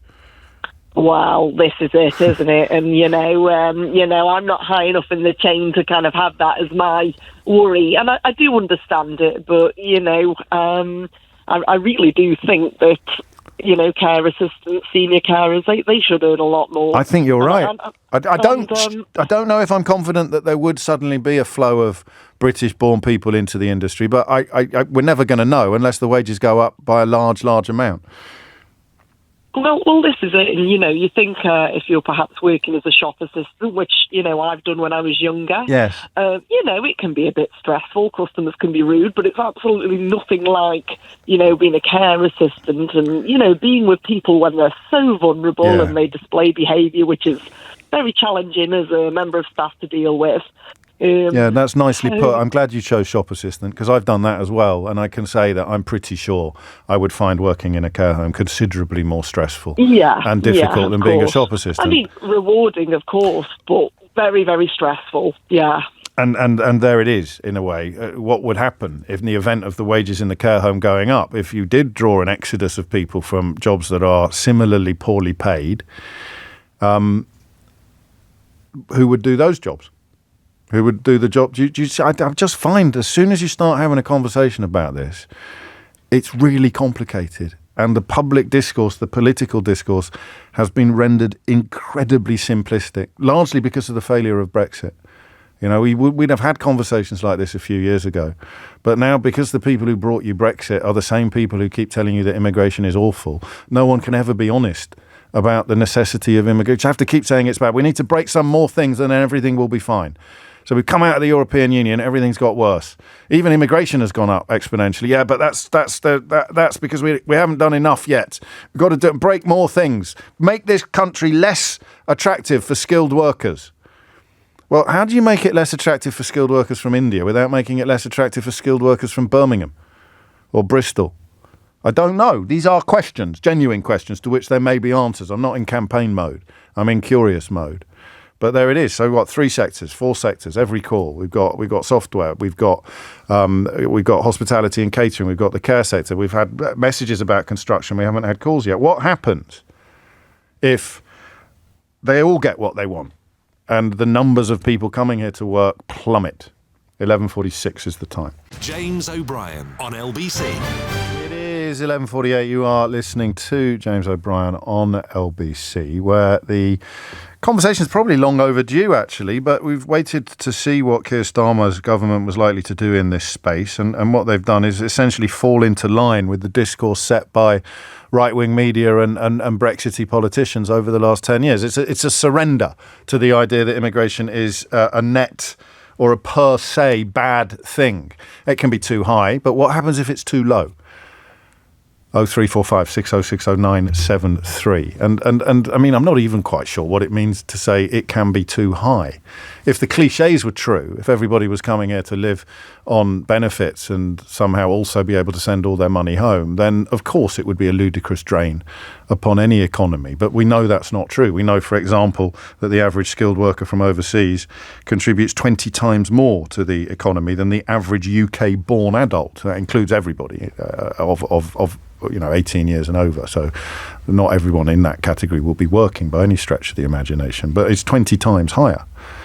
You can't get a skilled worker unless you're hitting the standard salary rate of at least 38,700 or the going rate for your job, whichever is higher. What happens if it plummets? Jack's in Romford. Jack, what would you like to say? Hi, James. Good morning. How are you? Very well, mate. What's on your mind? I was just speaking to your researcher.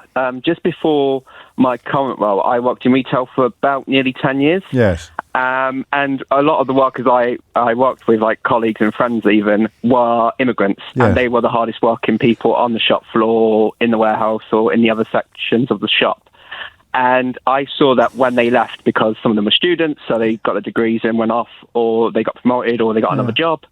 A lot of you can kind of see their positions not being filled. I think it was a mixture of people like, so I'm nearly 30, and we were the first generation where it was like you can work in a shop, or you could sell stuff on eBay and like make £100 in a week. And it's like, if you're telling someone who's 15, 16 now, oh, there's a job in, let's say, Tesco for £10 an hour. Yeah. Or you can make your own clothes and put them on eBay. Or is this huge among your peer group? Genuinely.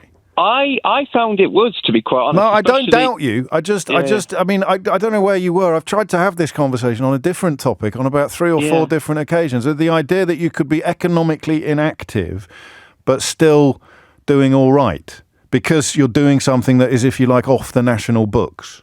Yeah, I think it's admittedly, a lot of them have started their own business, so I don't know anyone who's doing it, like selling it from the back of a van and keeping it on the down low kind of thing. But they wouldn't be economically inactive then, would they? So you're not solving that riddle, but you're solving a different one. So people don't want to do the jobs that you describe. Yeah, so it's that thing of, it is very much like we kind of have to wake up and go, well, hang on a minute, the economy, like the way of work has changed, especially in the last few years where... Yes. A lot of people who are like, I would leave school and I would, go straight into a service job or plumbing or plumbing. They're going, actually, you know what, I'm going to do, a software job. Personally, I work as a web developer. And, even I'd say 15 years ago, that opportunity wouldn't be around because it'd be like, well, I think it'd be better for me if I took an apprenticeship. But it's like, well, hang on a minute, I'm making, let's say, 3 times as more as a junior developer as I would as a plumber starting their career. So it's very much that thing of we need to realise, hang on a minute. There's so much going on here. There's so many moving parts that the worst thing we can do is just have a conversation that says this number good, that number bad. Yeah. You need to know what people are... Sorry, mate, go on. No. Sorry for interrupting. Sorry, I was interrupting you. It's very much a thing of, it's a lot of moving parts. And it's like we need to kind of... I think we look at it specifically as it's not all connected, but it is all connected, where it's like, well, hang on a minute. It's very much, it kind of reminds me a little bit of whenever there's a big crisis, we kind of go, oh, hang on a minute. After the crisis happens, it's like, oh, because of this, this and this.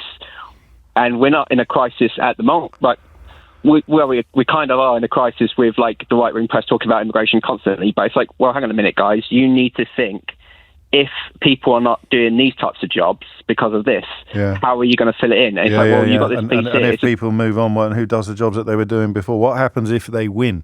And arguably, they kind of have won, given that Keir Starmer is sounding very similar to previous Tory administrations. I don't remember what the conversation sounded like when the case was being made for the relationship between economic growth and migration. Jack, thank you. Nadia answers my question. I am going to come back to this topic. I'm fascinated by it. She says, young folk buying and selling stuff online is massive, James. I've got 2 daughters making a living doing this actual thing. How big a part of the economically inactive riddle might that turn out to be? It's not going to be as big a part as illness, but I think it might be a much bigger part than people appreciate. Why would you do a low-paid job when you're better off not working, asks Chris, which is an almost mythical situation, but it would, of course, depend on what hours you do and what benefits you're entitled to. But generally speaking, even on minimum wage plus universal credit, you're going to be quite a bit better off than you would be if you weren't doing anything.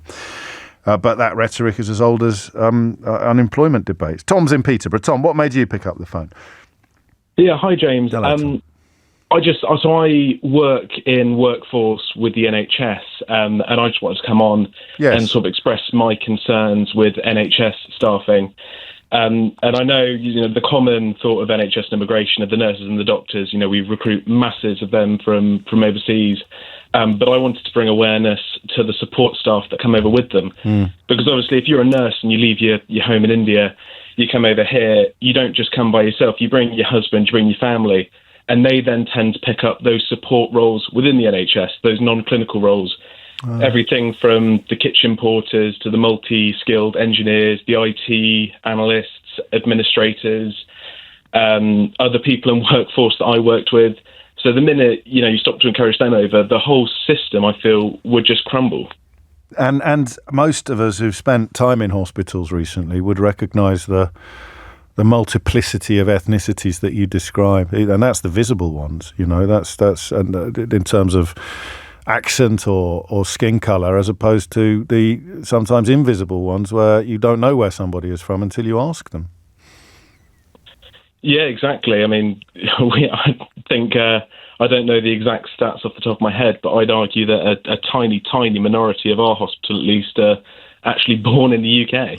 And what happens then if these numbers reduce, if this journey is taken by fewer people? I mean, you have, I think, 100,000 vacancies in the NHS already, with the system that is constantly under attack from the anti-immigration ghouls. It just doesn't make any logical sense to think that the answer to this problem is to ramp up the attacks and reduce the flow of humans. Yeah, no, I mean, we get it a lot. You always hear horror stories working in a hospital about especially the elderly patients that aren't too keen to be treated by a non-English nurse. Aye. And you just sit there and think, well, if they weren't here, there'd be no one to look after you. No, and those are the people that are appealed to by the rhetoric that we've been examining all morning. Tom, thank you. Another Tom writes, the vast majority of economically inactive people I know are 55 to 67-year-olds who have enough money to support themselves.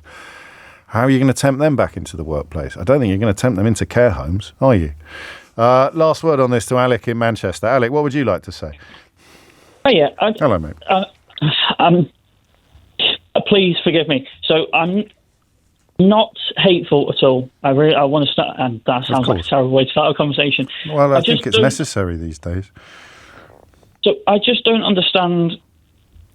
That's all, man. I don't understand how long-term, if Company A and Company B, Company A hires someone straight away on 40 grand a year, comes over from USA or Germany or wherever, Company B has to train someone.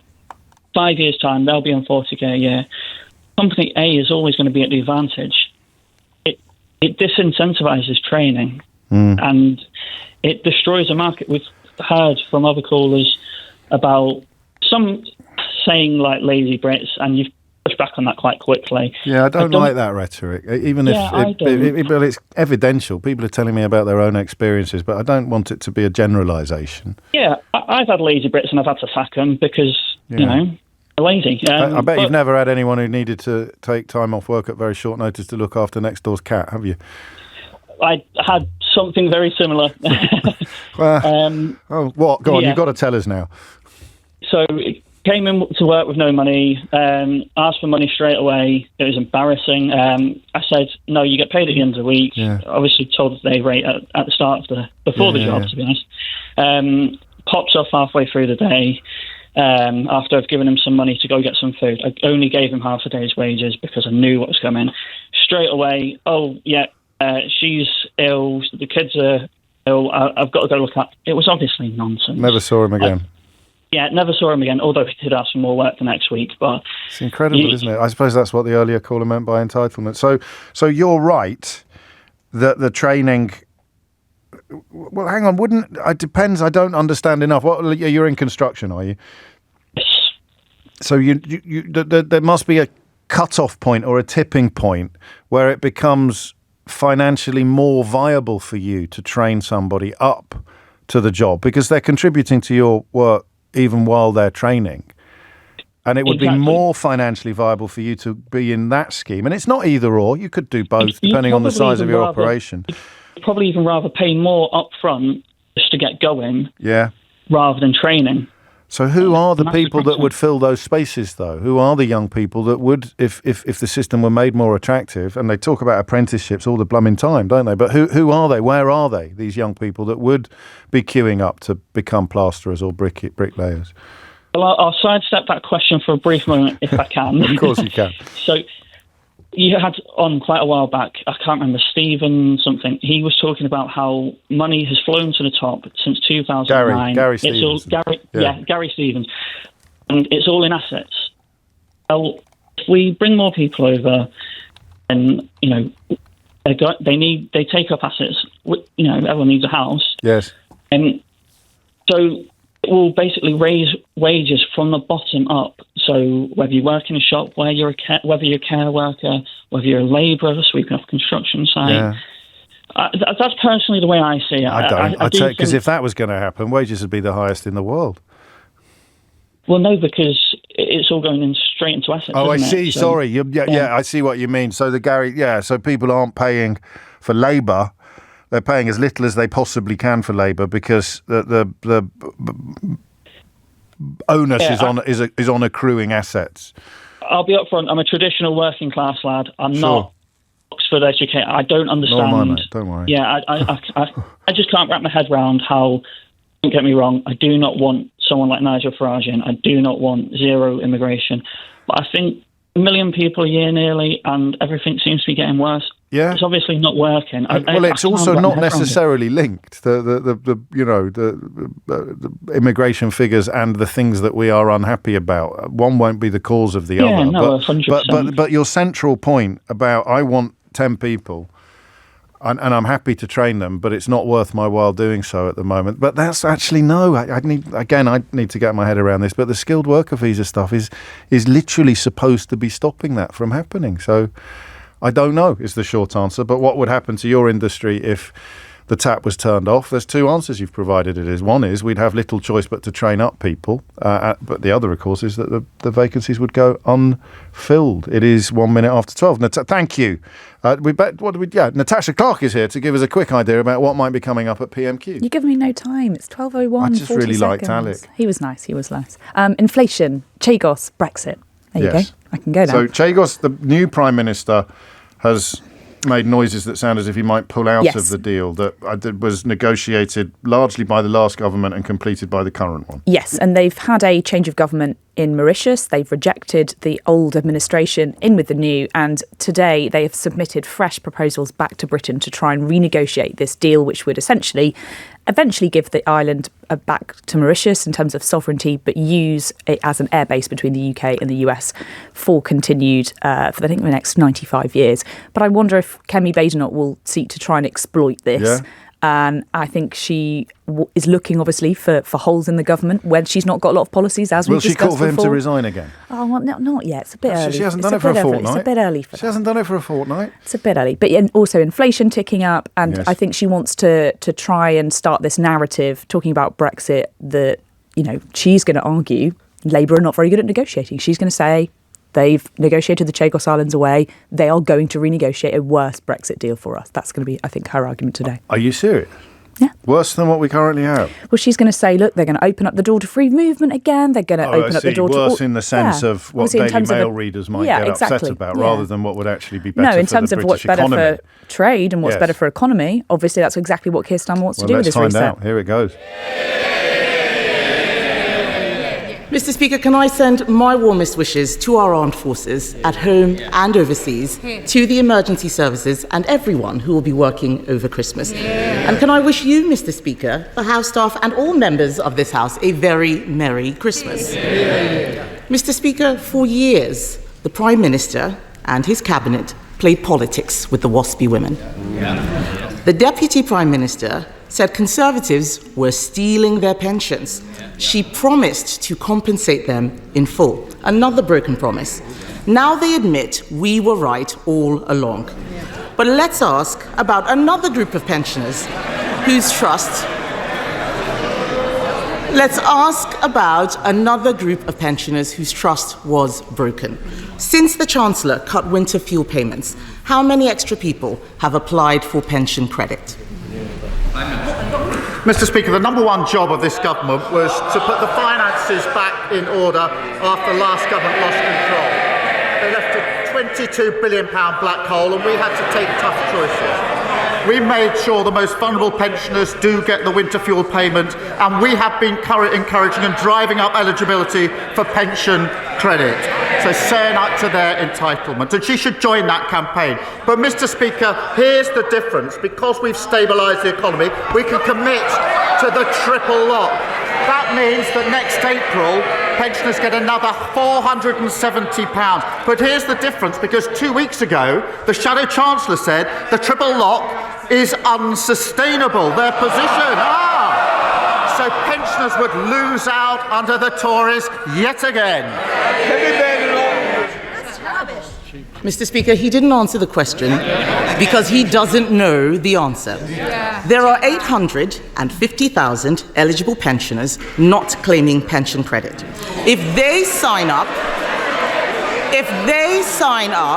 that will cost the Treasury £2.3 billion, wiping out the savings that the Chancellor claimed she would make. Before the election, his chief secretary told the public they had no plans to cut winter fuel. But they did have plans, didn't they? Age UK say cutting the winter fuel payment with very little notice will potentially jeopardise the health and finances of millions of older people.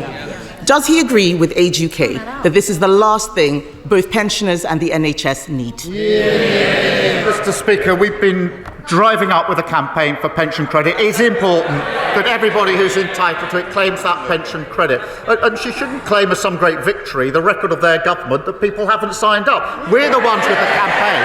They should be supporting it. But because of the triple lock, pensions will be going up by £470 next April. She hasn't answered the question. Her Shadow Chancellor says the triple lock is unsustainable. So she needs to explain how pensioners will be worse off under a Tory government. It is Prime Minister's questions. Mr. Speaker, we protected the triple lock during all our time in government. Meanwhile, energy bills are increasing, despite his promise to cut them by £300. In Scotland, his party leader wants to restore the winter fuel payments. Across England, councils are scrabbling together funds for struggling pensioners. The tragic reality this Christmas is pensioners will suffer and may even die as a result of this cruel policy. Did the Chancellor consider the impact on councils and on the NHS, or does she just not know what she's doing? The Household Support Fund was set out in the budget. She knows that. We're pushing up pension credit. But she now says they are committed to the triple lock. Her Shadow Chancellor says they're not, that it's unsustainable. Maybe over a sandwich or a steak they could sort it out and come back and tell us what their policy actually is. Mr. Speaker, the Prime Minister needs to misrepresent me to make his point. I don't need to misrepresent him to make my point.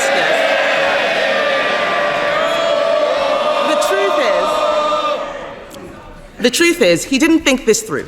Cutting winter fuel payments isn't just callous. It may not make savings. It could actually cost us all more. And that's not the only policy which is making things worse. The Chancellor's budget is a body blow to family businesses and also charities. Marie Curie have warned that Labour's budget will cost them nearly £3 million a year. This is a cancer charity saying they have no option but to reduce services. Did the Chancellor tell the Prime Minister that her jobs tax was going to hit charities? Mr. Speaker, she's asked 3 questions about winter fuel with her leaving out. I'll come to that.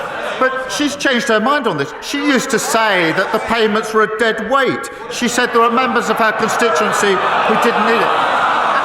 And they all stood in 2017 on a manifesto, a Tory manifesto, that committed to getting rid of the universal winter payments for pensioners. So we can see what their real commitment is. As for the budget, we're driving up productivity. I don't want to have to ring your mother. Prime Minister. Mr. Speaker, we're driving up productivity, prosperity and living standards. That's a pay rise for the 3 million who are the lowest paid. They should welcome that. A pay rise for those working in the NHS and better than expected wage growth just before Christmas. What unites all three? Delivered by Labour, opposed by the Tories. Mr. Speaker, I don't know what world he's living in. The economy is shrinking, and they did not think this jobs tax through or who it would impact. Another area affected is the hospice sector. Hospices believe the budget will cost them an extra £30 million. Yesterday, Conservatives voted to exempt social care, nurseries, charities and hospices from their jobs tax. Labour voted this down. So can the Prime Minister at least agree to fund hospices so they can continue their invaluable work helping people at the end of their lives? Mr. Speaker, we put a record amount into the NHS in the budget to deal with the problem that they left, and we'll set out the funding arrangements for hospices in the new year. But it's the same old, same old. They want all the benefits. She said to herself she wants all the benefits from the budget, but she doesn't want to pay for any of them. That's what got us into the problem in the first place. Mr. Speaker, I did not hear a commitment there to help hospices, which is a shame. The truth is, this winter, people will be suffering because of his choices. The economy is shrinking, inflation is going up, and jobs are being lost because of his budget. Pensioners won't be able to heat their homes because of his government's decisions. They raise people's hopes but then smash them with broken promises. And now we learn that he is about to give away our hard-won Brexit freedoms. Mr. Speaker. And they don't care.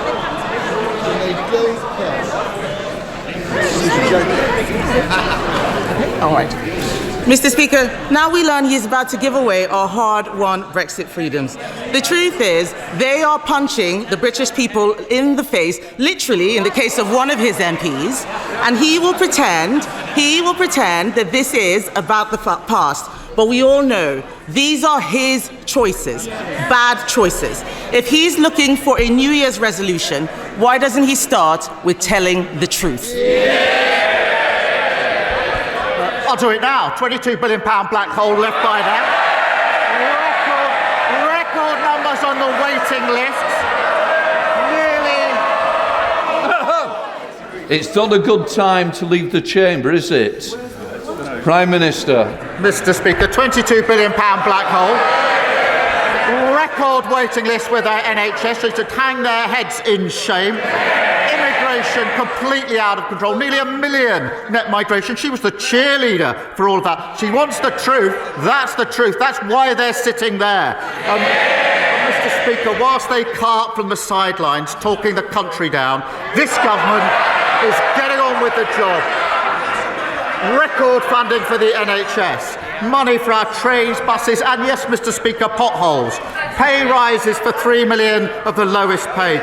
Wages growing faster than inflation. Planning laws reform. Great British Energy set up.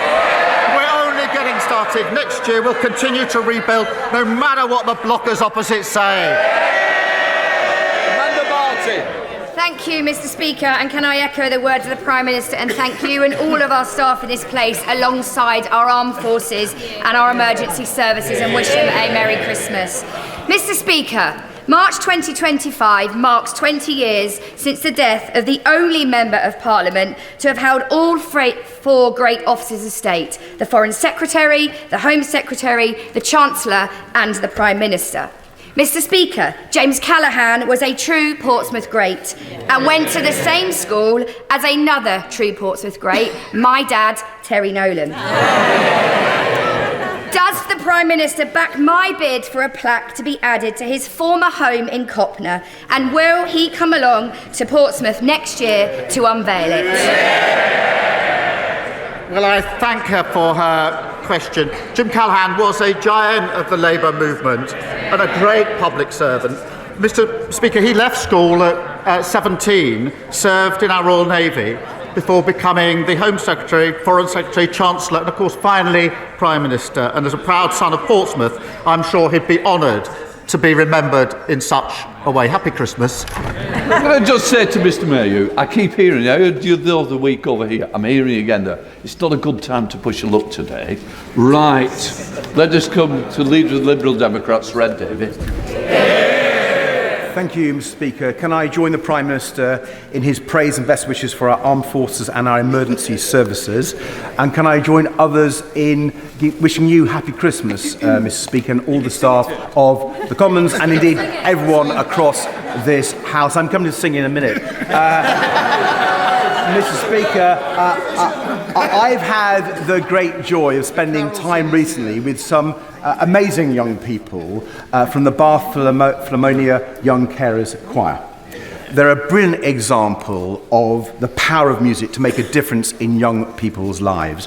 One member of the choir, Caitlin, has even developed a special new project to spread the joy of music to young people in our schools and communities. So will the Prime Minister meet Caitlin to hear more about her exciting project and work with us and others to support music in our schools and communities? Well, Mr. Speaker, I welcome his comments, and as he will know, today we're introducing the landmark Children's Wellbeing Bill to enable all children to succeed, including young carers. That increased the pupil funding premium to over £2.9 billion, which can be used to support pupils with identified needs, and that of course includes carers. And now young carers are on the school census, as he knows, that's since 2023. They have greater visibility and schools will be better able to identify and support them. Mr. Speaker, he talks of singing. There was carols outside our front door on Monday, and my family was surprised to see the Honourable Gentleman, Right Honourable Gentleman, shamelessly plugging his song. We have strict rules about antisocial behaviour, but in the spirit of the season, I simply say Happy Christmas. Sir Red David. Well, Happy Christmas, Prime Minister. Can I thank him for allowing the Young Carers Choir to sing outside number 10? I hope he and the staff enjoyed it. Our song is called Love Is Enough, but the hard truth is, for many young carers and young adult carers, actually love is not enough. These amazing young people need real action to help them with the challenges they face. So in addition to the measures that the Prime Minister just talked about, will he support the Carers Trust's Young Carers Covenant to make sure across government, across local authorities, we are supporting these young people with all the support they deserve? We should support these young people, and we continue to work across the sector to ensure all schools identify, support and record data on young carers. And of course, Mr. Speaker, we boosted the carers allowance in the budget, but I agree with him in relation to these young carers. Thank you, Mr. Speaker. Can I associate myself with the... and we're back in the room. PMQs this week. Your thoughts, Natasha's thoughts, maybe even some of my thoughts after this. James O'Brien on LBC. It is is 19 after 12. A quick run through of your thoughts. Starmer is ridiculous, making no obvious attempt to answer any question. That one's unsigned. Mike writes, oh my God, she's an absolute gift to Labour. That's from Sutton. Liam says, Brexit freedoms. Has she taken up stand-up? It did get the biggest laughs of the day. James also, like a lot of you, asks what Brexit freedoms. Alison says, finally, it feels like Kemi is performing here much better today, whereas Neil in Skipton writes, a stronger show from Kemi. Keir's repeated answers week after week are starting to be a big issue. Loz says, Keir is dead on the money. She wants all the shiny things without the work necessary to get them. Talk about entitled. Kieran says, my God, Kemi is dreadful. Another unsigned text says, how is Badenoch still this awful? When the whole of Parliament, Ollie points out, starts laughing at the concept of Brexit freedoms, maybe that's the clue to Keir Starmer that he can start approaching the issue of closer ties with the EU. Ben says, I thought that was pretty poor from Starmer. He needs to give proper answers and not repeat the same lines. Kemi was doing well until she mentioned Brexit benefits. I'm getting tired of Labour's inability to answer questions like normal human beings. And Mike says, brilliant finale. Starmer might be getting the hang of this, but did he really say talking our country down? Ugh. That was Mike's word. I've just sort of worked, not mine. And I have come to the conclusion that rather like Rishi Sunak says, Dave, Kemi Badenoch is just not very good at politics.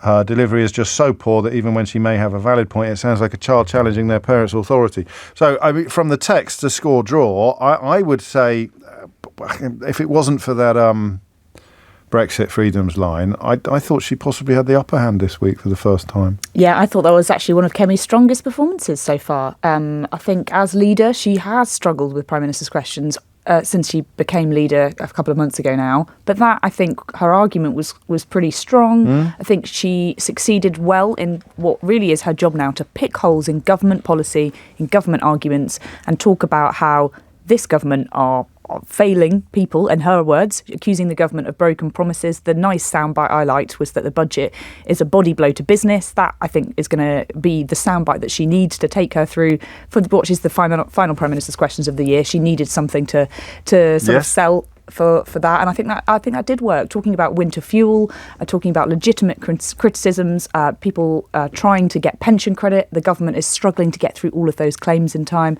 So many people are waiting to hear back, and obviously we're going into Christmas now. We're going into people turning on their heating territory, despite a bit of a warm snap. Yeah, I was thinking about that this morning. It is when it gets cold, and for anyone confused by the figures, the number of people eligible who don't currently claim it wouldn't just get the winter fuel allowance. They would have to claim pension credit first. So they actually would be quite a large sum of money if everybody eligible for it were to claim it. They never all claim it. That's the case in every government, and they've been trying to get people to try and claim it and up the upkeep to go up. But they're saying now that, according to government figures, 700,000 people have yet to register for pension credit that would be eligible for that. That's a lot of people, a lot of money. A legitimate argument from Kemi Badenoch is, well, actually, if you do this, and if you did pay everybody...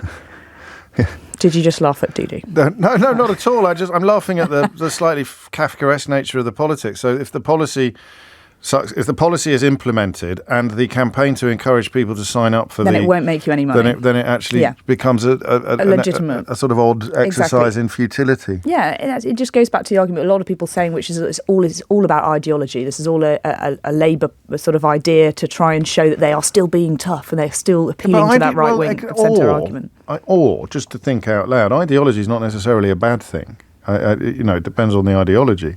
This is a shift of money from people who don't need it to people who do. So, in fact, even if it didn't save any money, ideologically, for people who believe in a redistribution of wealth, which would be traditionally a Labour position, it's defensible. And it's the same idea for VAT on private schools. Bingo. It's an argument that Labour want to be making. But they're not making it in the context of winter fuel, because they're actually hoping to have their cake and eat it. They're hoping that they will make They will make a bit of money and they can put it into other things, and that's absolutely a legitimate argument to make. But when it's not raising money, that's another bat for the opposition to hit you with, another stick to go after, another hole for Kemi Badenoch to accurately pick into. Yes. The problem is, like Keir Starmer said, and I think he was strong on this today when he said, well, actually, you guys have talked about winter fuel. You've talked about means testing it before. You said this was a policy that you would support until I decided to bring it in. Completely legitimate argument there.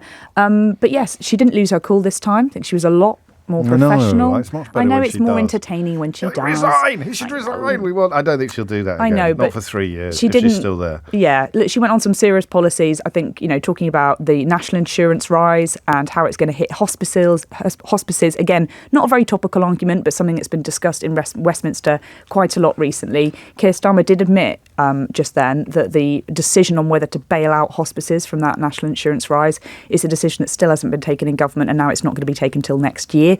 That's going to worry a lot of hospices and a lot of businesses that are incredibly worried about that. I think, the arguments from callers about Keir Starmer not answering the questions, legitimate.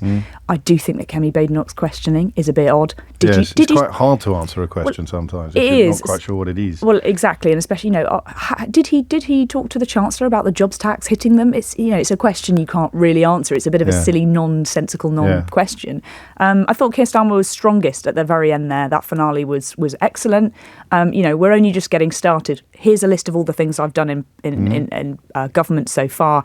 We were only just getting started. No matter what the blockers say, we're carrying on going. That's a good way to round off, I think, a year for Keir Starmer, where he's not been good enough for, I don't think. I'm channeling Rishi Sunak, of all people, when he accused her of talking the country down. That used to be Rishi Sunak's line. Well, that's the job of the opposition. You've got to pick holes in government policy, and you've got to say what you No, he said that to her. Yeah, exactly. I think yes. it's a legitimate argument to make. Fine, if that's what you want to argue about. But actually, I think it's the job of the opposition to say, exactly what's going on. I do think there are people in government that are tin-eared about the budget and how it's landed and business. I think that's going to be the story of 2025, is how badly this budget is going to go down and whether the economy starts to take a downturn, whether it'll happen or not.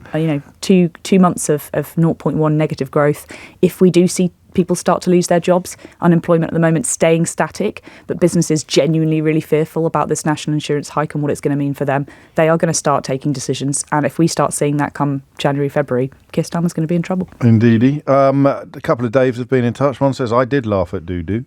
And another one says, it's not futile to direct money at those who need it. I think you might have sent that before we discussed it a little, Dave, because it could be another example of Labour getting it right and wrong at the same time. So they would be comfortable on one level with the idea of money being taken away from people who don't need it and directed to people who do need it, but they've defended the policy as a money-raising exercise. And if it turned out not to be that, then there would be room for some valid criticism, although a couple of people are wondering whether these figures are actually correct. I think they are, but because the pensions credits are means tested, some of the people who may be eligible for them will be getting really small amounts, even though it pushes them over the line into also getting the winter fuel allowance. So there may be a little bit more number crunching there. Some people, I think this is at you, not me, cross with us for using Christian names rather than. Sorry, I don't think I do that. No, do I? No, that's all you. That's all on you. Well, you want to watch that.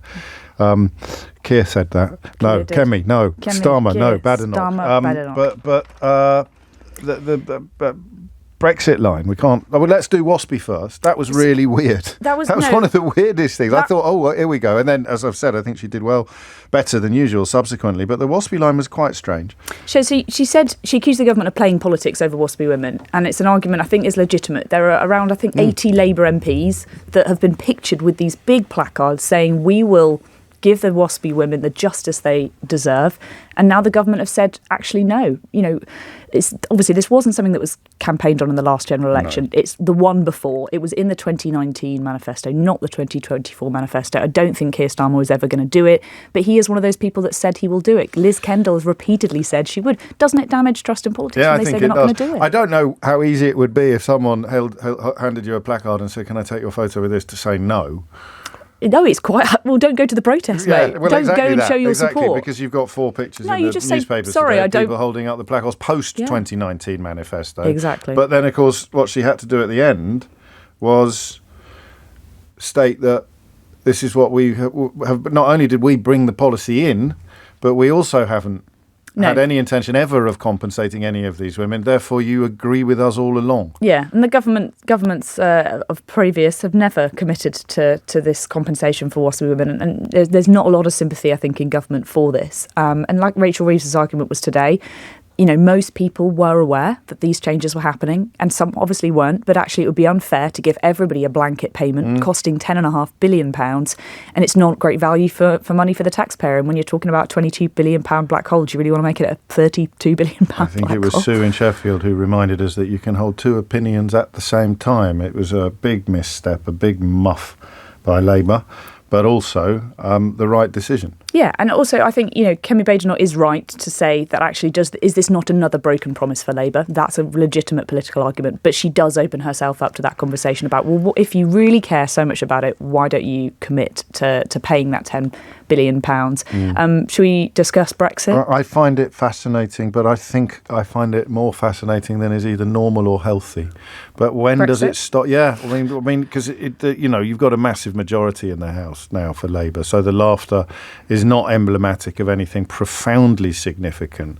But they must know now that if she was pushed to describe what these Brexit freedoms are, she'd be rendered even more ridiculous than usual. Sure, yeah. But she still thinks, probably correctly, the Mail certainly went mad this weekend, didn't they? And that's what she's reflecting. She's essentially just parroting the Mail on Sunday front page and Boris Johnson's recent blurtings.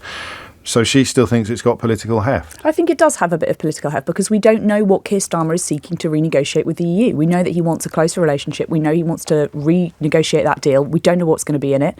He's talked repeatedly about the renegotiation is enshrined in the deal that David Frost signed. Yes, it was going to come round at this point in proceedings anyway. Yes. That seems to be missing from some of the coverage that I've seen. It's not if he's phoned up and said, "Can I come and renegotiate?" No, please? exactly. This is what was agreed in the oven-ready. I still use that phrase. The oven-ready deal. Yeah, it was part of that. It was a break clause saying after, I think it was 5 years, we will look at it again and see what we can do better. Completely legitimate for that. But we don't know what Keir Starmer was looking for. The EU keeps saying they want a youth mobility scheme. He's saying he doesn't want that. It's a negotiation. It is a negotiation, but it now should be. I've actually started, and really, we don't have any idea from what the government want in this. Number 10 this week refused to rule out the European Court of Justice having more of a say in our laws. And that was, I thought, a strange one for Keir Starmer to lean into and for Number 10 to do. It's going to upset a lot of people, no matter which way he goes. Yeah, well, it needs explaining, which is simply that if you want to trade in that space, then the court of last resort will be the court in that space, which is not our court. Yeah. If you want to sell stuff into France, then it will be the European. But Keir Starmer's not telling us which way he wants to go. No, I know. But again, we learned nothing in 2016. People will be inflating all manner of balloons of bloviation without anyone having the wherewithal to pop them. But anyway, that's it for another, 3 weeks? When are we back? That's it. I think we'll be back on the 8th of January, I think. The 8th of January. Thank you very much indeed, Natasha Clark. Coming up, attempts by a Labour MP to block foreign money entering politics on sort of industrial scales. You've seen the stories about Elon Musk toying with a $100 million donation to Nigel Farage's party. That can't be true, can it? Farage said that the elected president of the United States of America had no business even passing evidence-based comment on UK politics. How could he possibly then take $100 million from an African migrant living in America who's never been elected to any office ever?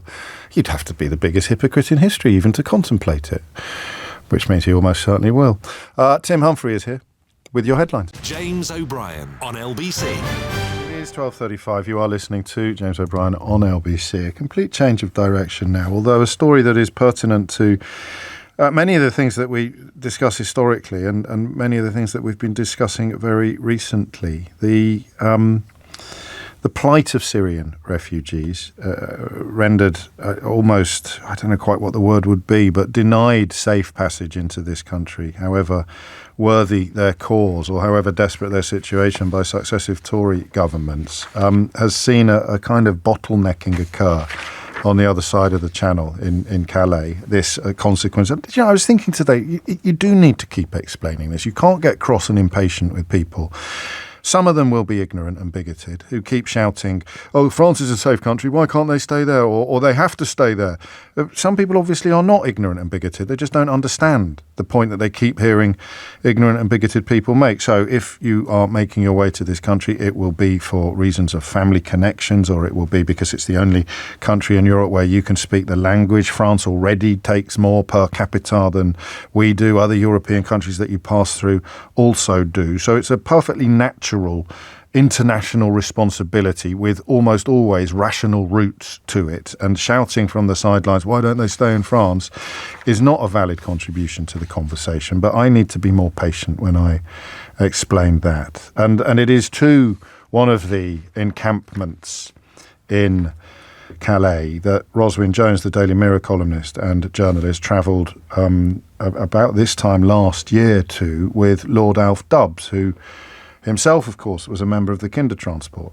He made his way here as an unaccompanied child asylum seeker, to use modern parlance, during the Nazi atrocities in the Second World War. And when you were there, Ros, there was one family who I think touched you particularly.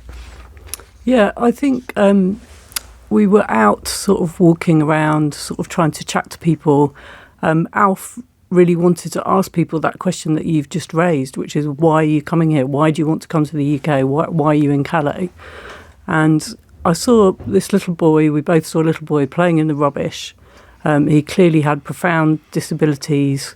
His older brother was playing with him, and they were sort of, kicking a football in a rubbish tip. And so I immediately went over to find out, what on earth was going on.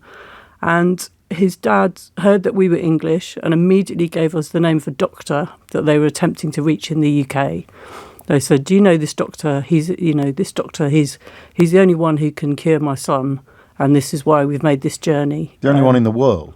Well, I mean, as it turned out, we didn't have any signal at that point, but afterwards I checked and looked up the name, and there's an amazing Blooms clinic, both in Guy's Hospital in London, and there are experts in Manchester who are linked to that, who are the world-leading experts in Bloom's disease, which is Bloom's syndrome, which this little boy, Wissam, had.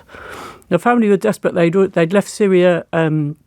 They're Kurds. They'd had to leave Syria for very obvious reasons that we've seen unfolding over the last few days. They'd got to Turkey, where they'd already lost their daughter of the same syndrome. So obviously they understood how important it was to get to help. So they got all the way to Calais. We met them in Calais. And we just thought there must be a way to get this child to the doctor that he needs to get to. So for months, and Alf Dubs is an extremely well-connected man. He's campaigned for refugees ever since the UK was so kind to him when he was the same age as Wissam, 7 years old, in 1939 when he came on the Kindertransport.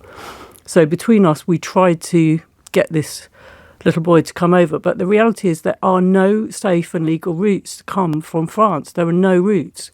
You can only, even in cases acute and desperate. Even in like all of the Dubs amendments, which Alf was famous for creating, has gone. There was specific Syrian vulnerable resettlement visas, all gone under the Tory Home Office over the last 14 years. So there was no way to bring them. We lost them. We lost contact with them. They lost the mobile. And the next we heard was that the clinic in London, who we'd written to, contacted us to say, "This little boy's here, and we think it's the one. We think he's the boy that you wrote to us about, Wissam." So we went to see the family, speak to the family, and unfortunately, they'd made a terrible journey over the sea. In a dinghy. Let's talk a little about the symptoms. He's a very, very weak little boy, and so the idea of it being a journey that you can make even if you're in quite robust health is pretty chilling. But this lad was not. No, and he was peg fed, so fed by a bag, by the fluids. He needed to keep clean. He needed, a child who had blooms in the UK would be kept. You'd keep them in a completely hygienic, very safe place. As you say, he was playing on a rubbish dump when you found him. Yeah. But they get to the clinic. They got to the clinic. They took a terrible decision, and I think the only thing that I can think of is if it was my child and I was in that position, what would I do? I don't know is the answer. But they took the decision that their son would either die in the camp in Calais, 100%, or if they managed to get him on a dinghy, he might survive. So the choice between certain death and highly likely death, yeah, really? Basically, yeah. And they opted for highly likely death, as all parents would do. Yeah, I think so, yeah. So they came, and he made it to the clinic, but he then became very ill, and he went to Great Ormond Street. He was under the most incredible care. People looked after the family, beautifully. The doctors were amazing, but he died. When did he die, Rod? He died about 3 weeks ago, leaving the family with 2 other children who may or may not have the same genetic disorder. The safe route that could have been followed was closed. I think the final options were shut down, because I know you and Alf Dubs tried everything. Were shut down when Suella Braverman was in the Home Office, so we can see this as part of her legacy. And it leaves the family now in absolute turmoil. Yeah, I mean, they're just absolutely... I went to see them last week.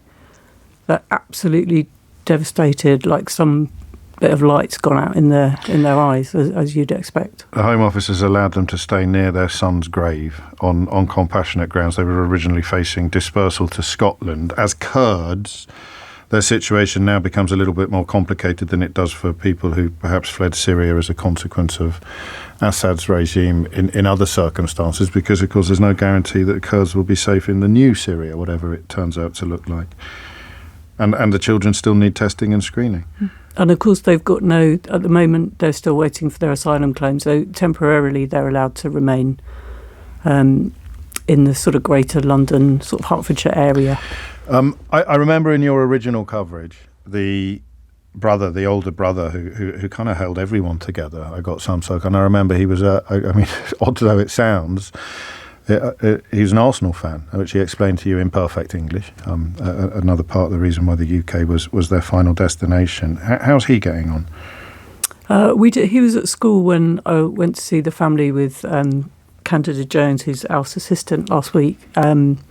But they said, do you know what? He's getting on all right at school. He's really grateful for the chance to be at school and to make friends and to play football. And he loves the Gunners. He was wearing a Arsenal T-shirt when we met him in the rubbish dump, and we'll hope to take him to a game sometime. And what do they know of their future? As you say, they're now in this asylum processing system, which is something of a logjam, isn't it, to say the very least, with more confusion now in place as a consequence of the chaos in Syria, albeit that's probably a positive step in the great scheme of things. What does their future hold? Are they just now in complete limbo for the foreseeable future? I mean, they're living in one of the sort of asylum kind of tower blocks surrounded by security guards, with trying to understand why people are so angry about people like them, which I think is the experience of a lot of people I've spoken to recently. And returning to Syria won't be simple for them as Kurds. I think from what I can gather, anything is better than Assad. I think that's the view of most Syrians. But obviously, it's not going to be safe enough for them to return, or medically they won't be able to get the help that they need at the moment. I mean, I can't imagine what the hospitals are like in Syria at the moment.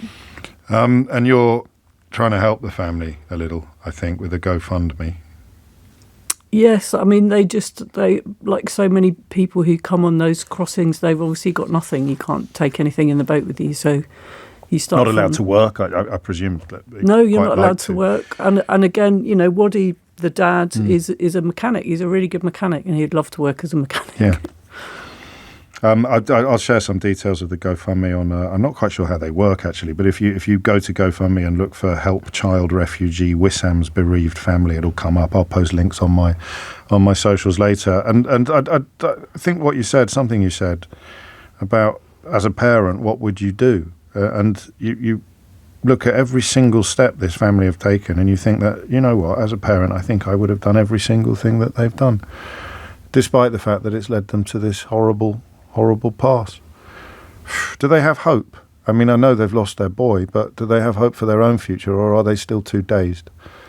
When we met them, the mum was pregnant in the camp, and she's since had that little baby who they also brought on the dinghy because they were so frightened that the family would get split up, and if only half of them came, they'd lose the other half. And the little baby is the most gorgeous soul that you can possibly imagine, and you can see in the parents that there's some joy that they can take in that child, and of course in Abdul, he's still alive. The Arsenal fan.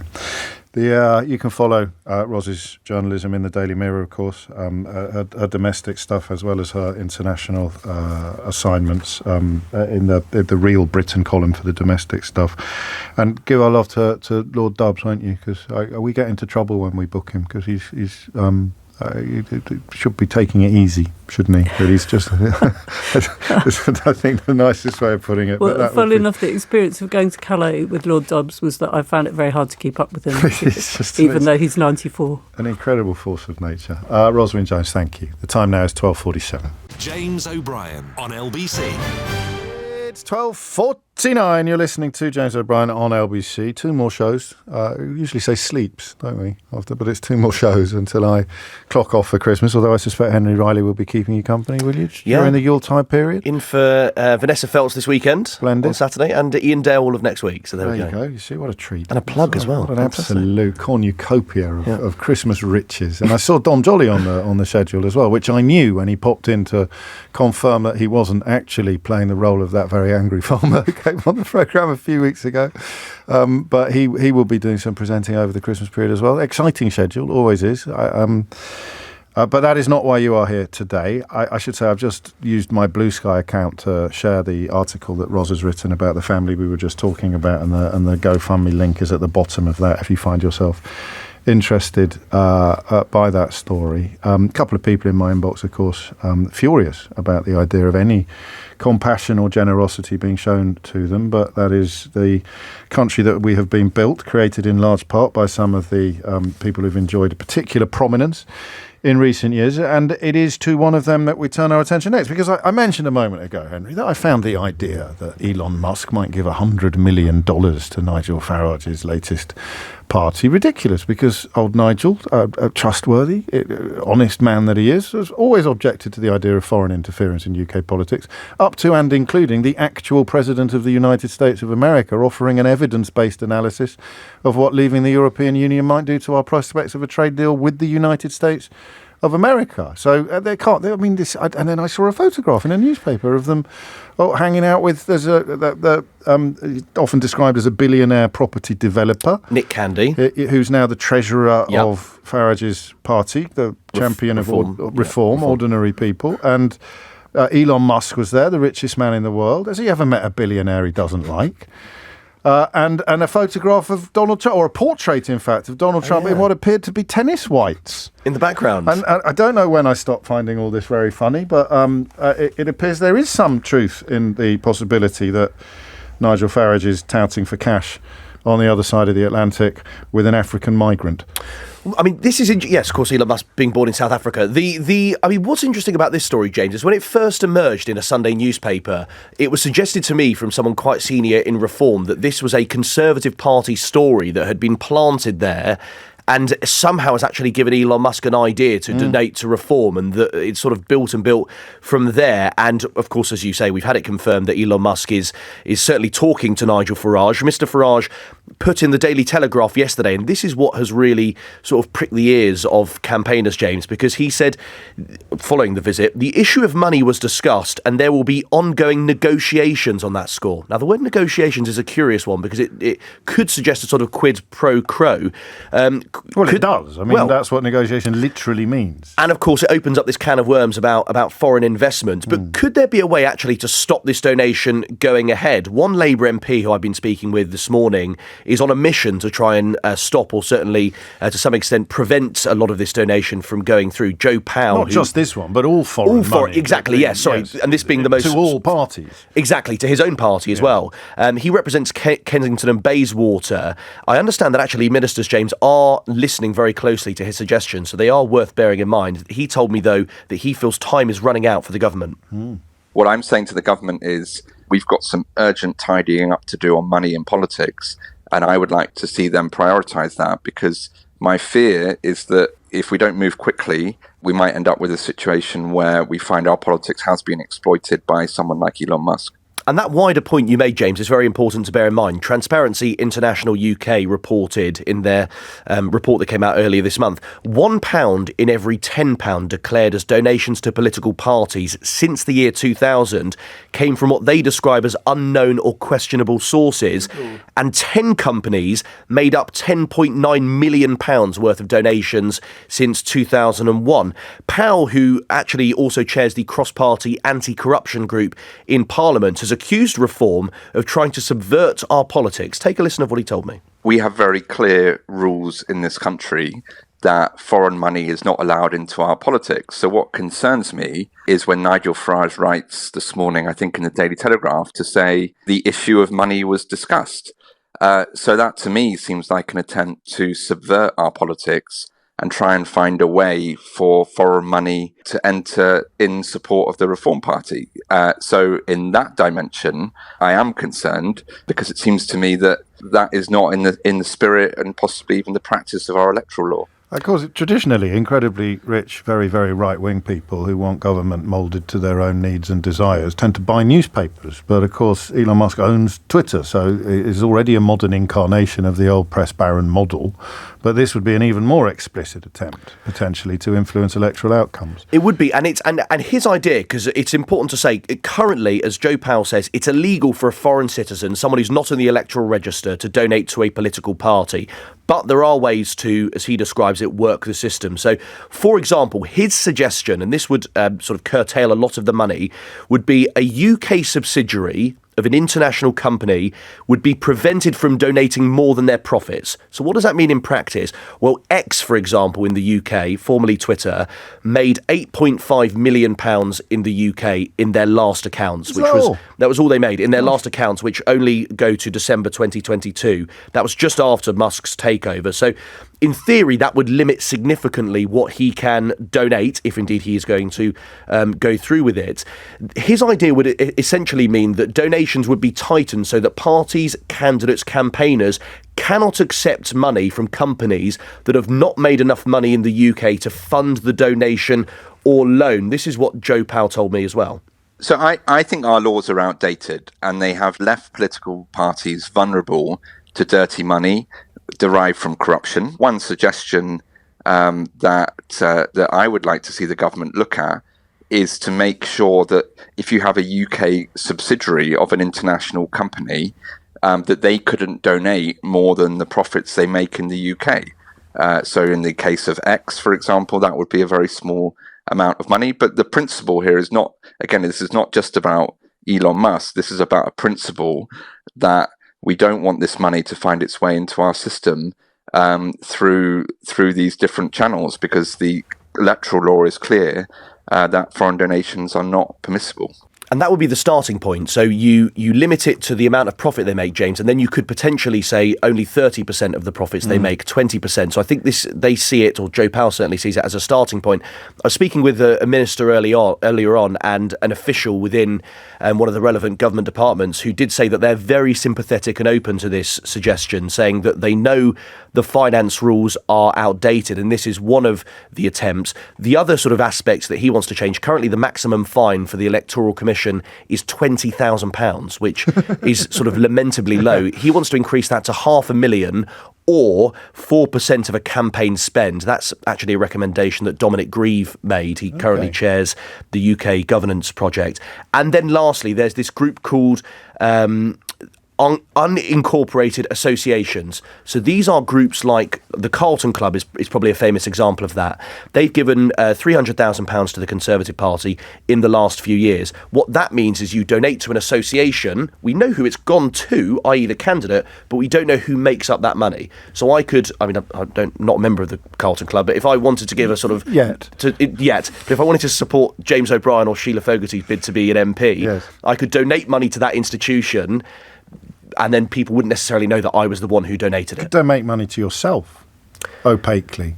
I don't know. I suppose you could. Yeah, of course you could. In theory. You could, Political funding in this country is clean as a whistle compared to other countries like America, but it's still in room for an awful lot of improvement. Something else you might put on your list is the online advertising. I think there might be increasing calls for reform of online advertising, because there have been examples of two completely different demographics being offered completely different tailored adverts by the same outfit. I think you saw it a little bit during Brexit, and this is what turned Carol Cadwallader onto the scale of the problem, when people in Port Talbot were being told things specific to Port Talbot that were entirely untrue about the what the consequences of Brexit would be for them personally, and it is a wild, wild west.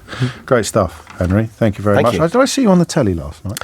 Yes, weirdly on BBC News there was a piece on a football match which I happened to play in against Sadiq Khan. Did you score any goals? Didn't score. I did tackle Sadiq Khan though, but in my defence, on his team he had an ex-Premier League footballer, a lioness, Eni Aluko, so they were bound to win. You look very well.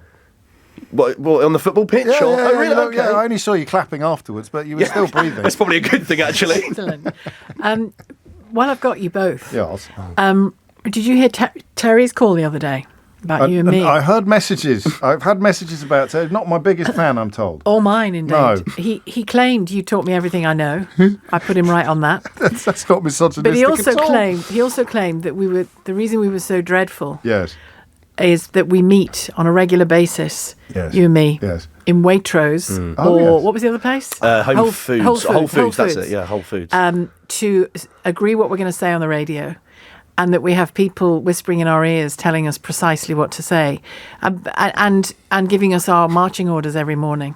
Hang on a second. What shall I say now, Sheila? We're meeting at 4:30. It's 1 o'clock. Get on with it. I got some messages yesterday about Waitrose. I didn't understand them. That's it. So people were saying to me, which Waitrose will you and Sheila be in later? And then when you and I do bump into each other. In fact, we bumped into each other outside Morrison's recently, didn't we? We did. Don't let that one out. That spoils the brand. We did indeed. Well, thank you, Terry, and thank you for listening, mate. And keep taking the tablets. Yeah. Is it Matt? Hang on. If you missed any of today's show, you can listen back on Catch Up on Global Player, where you can also pause and rewind live radio, as well as listen to a range of podcasts. Download it now for free from your app store, or head to globalplayer.com. Coming up at 4 on LBC, it's Tom Swarbrick. I'm going to go and listen to that now. Honestly, it's so good. While Sheila Fogarty keeps you company. James O'Brien on LBC.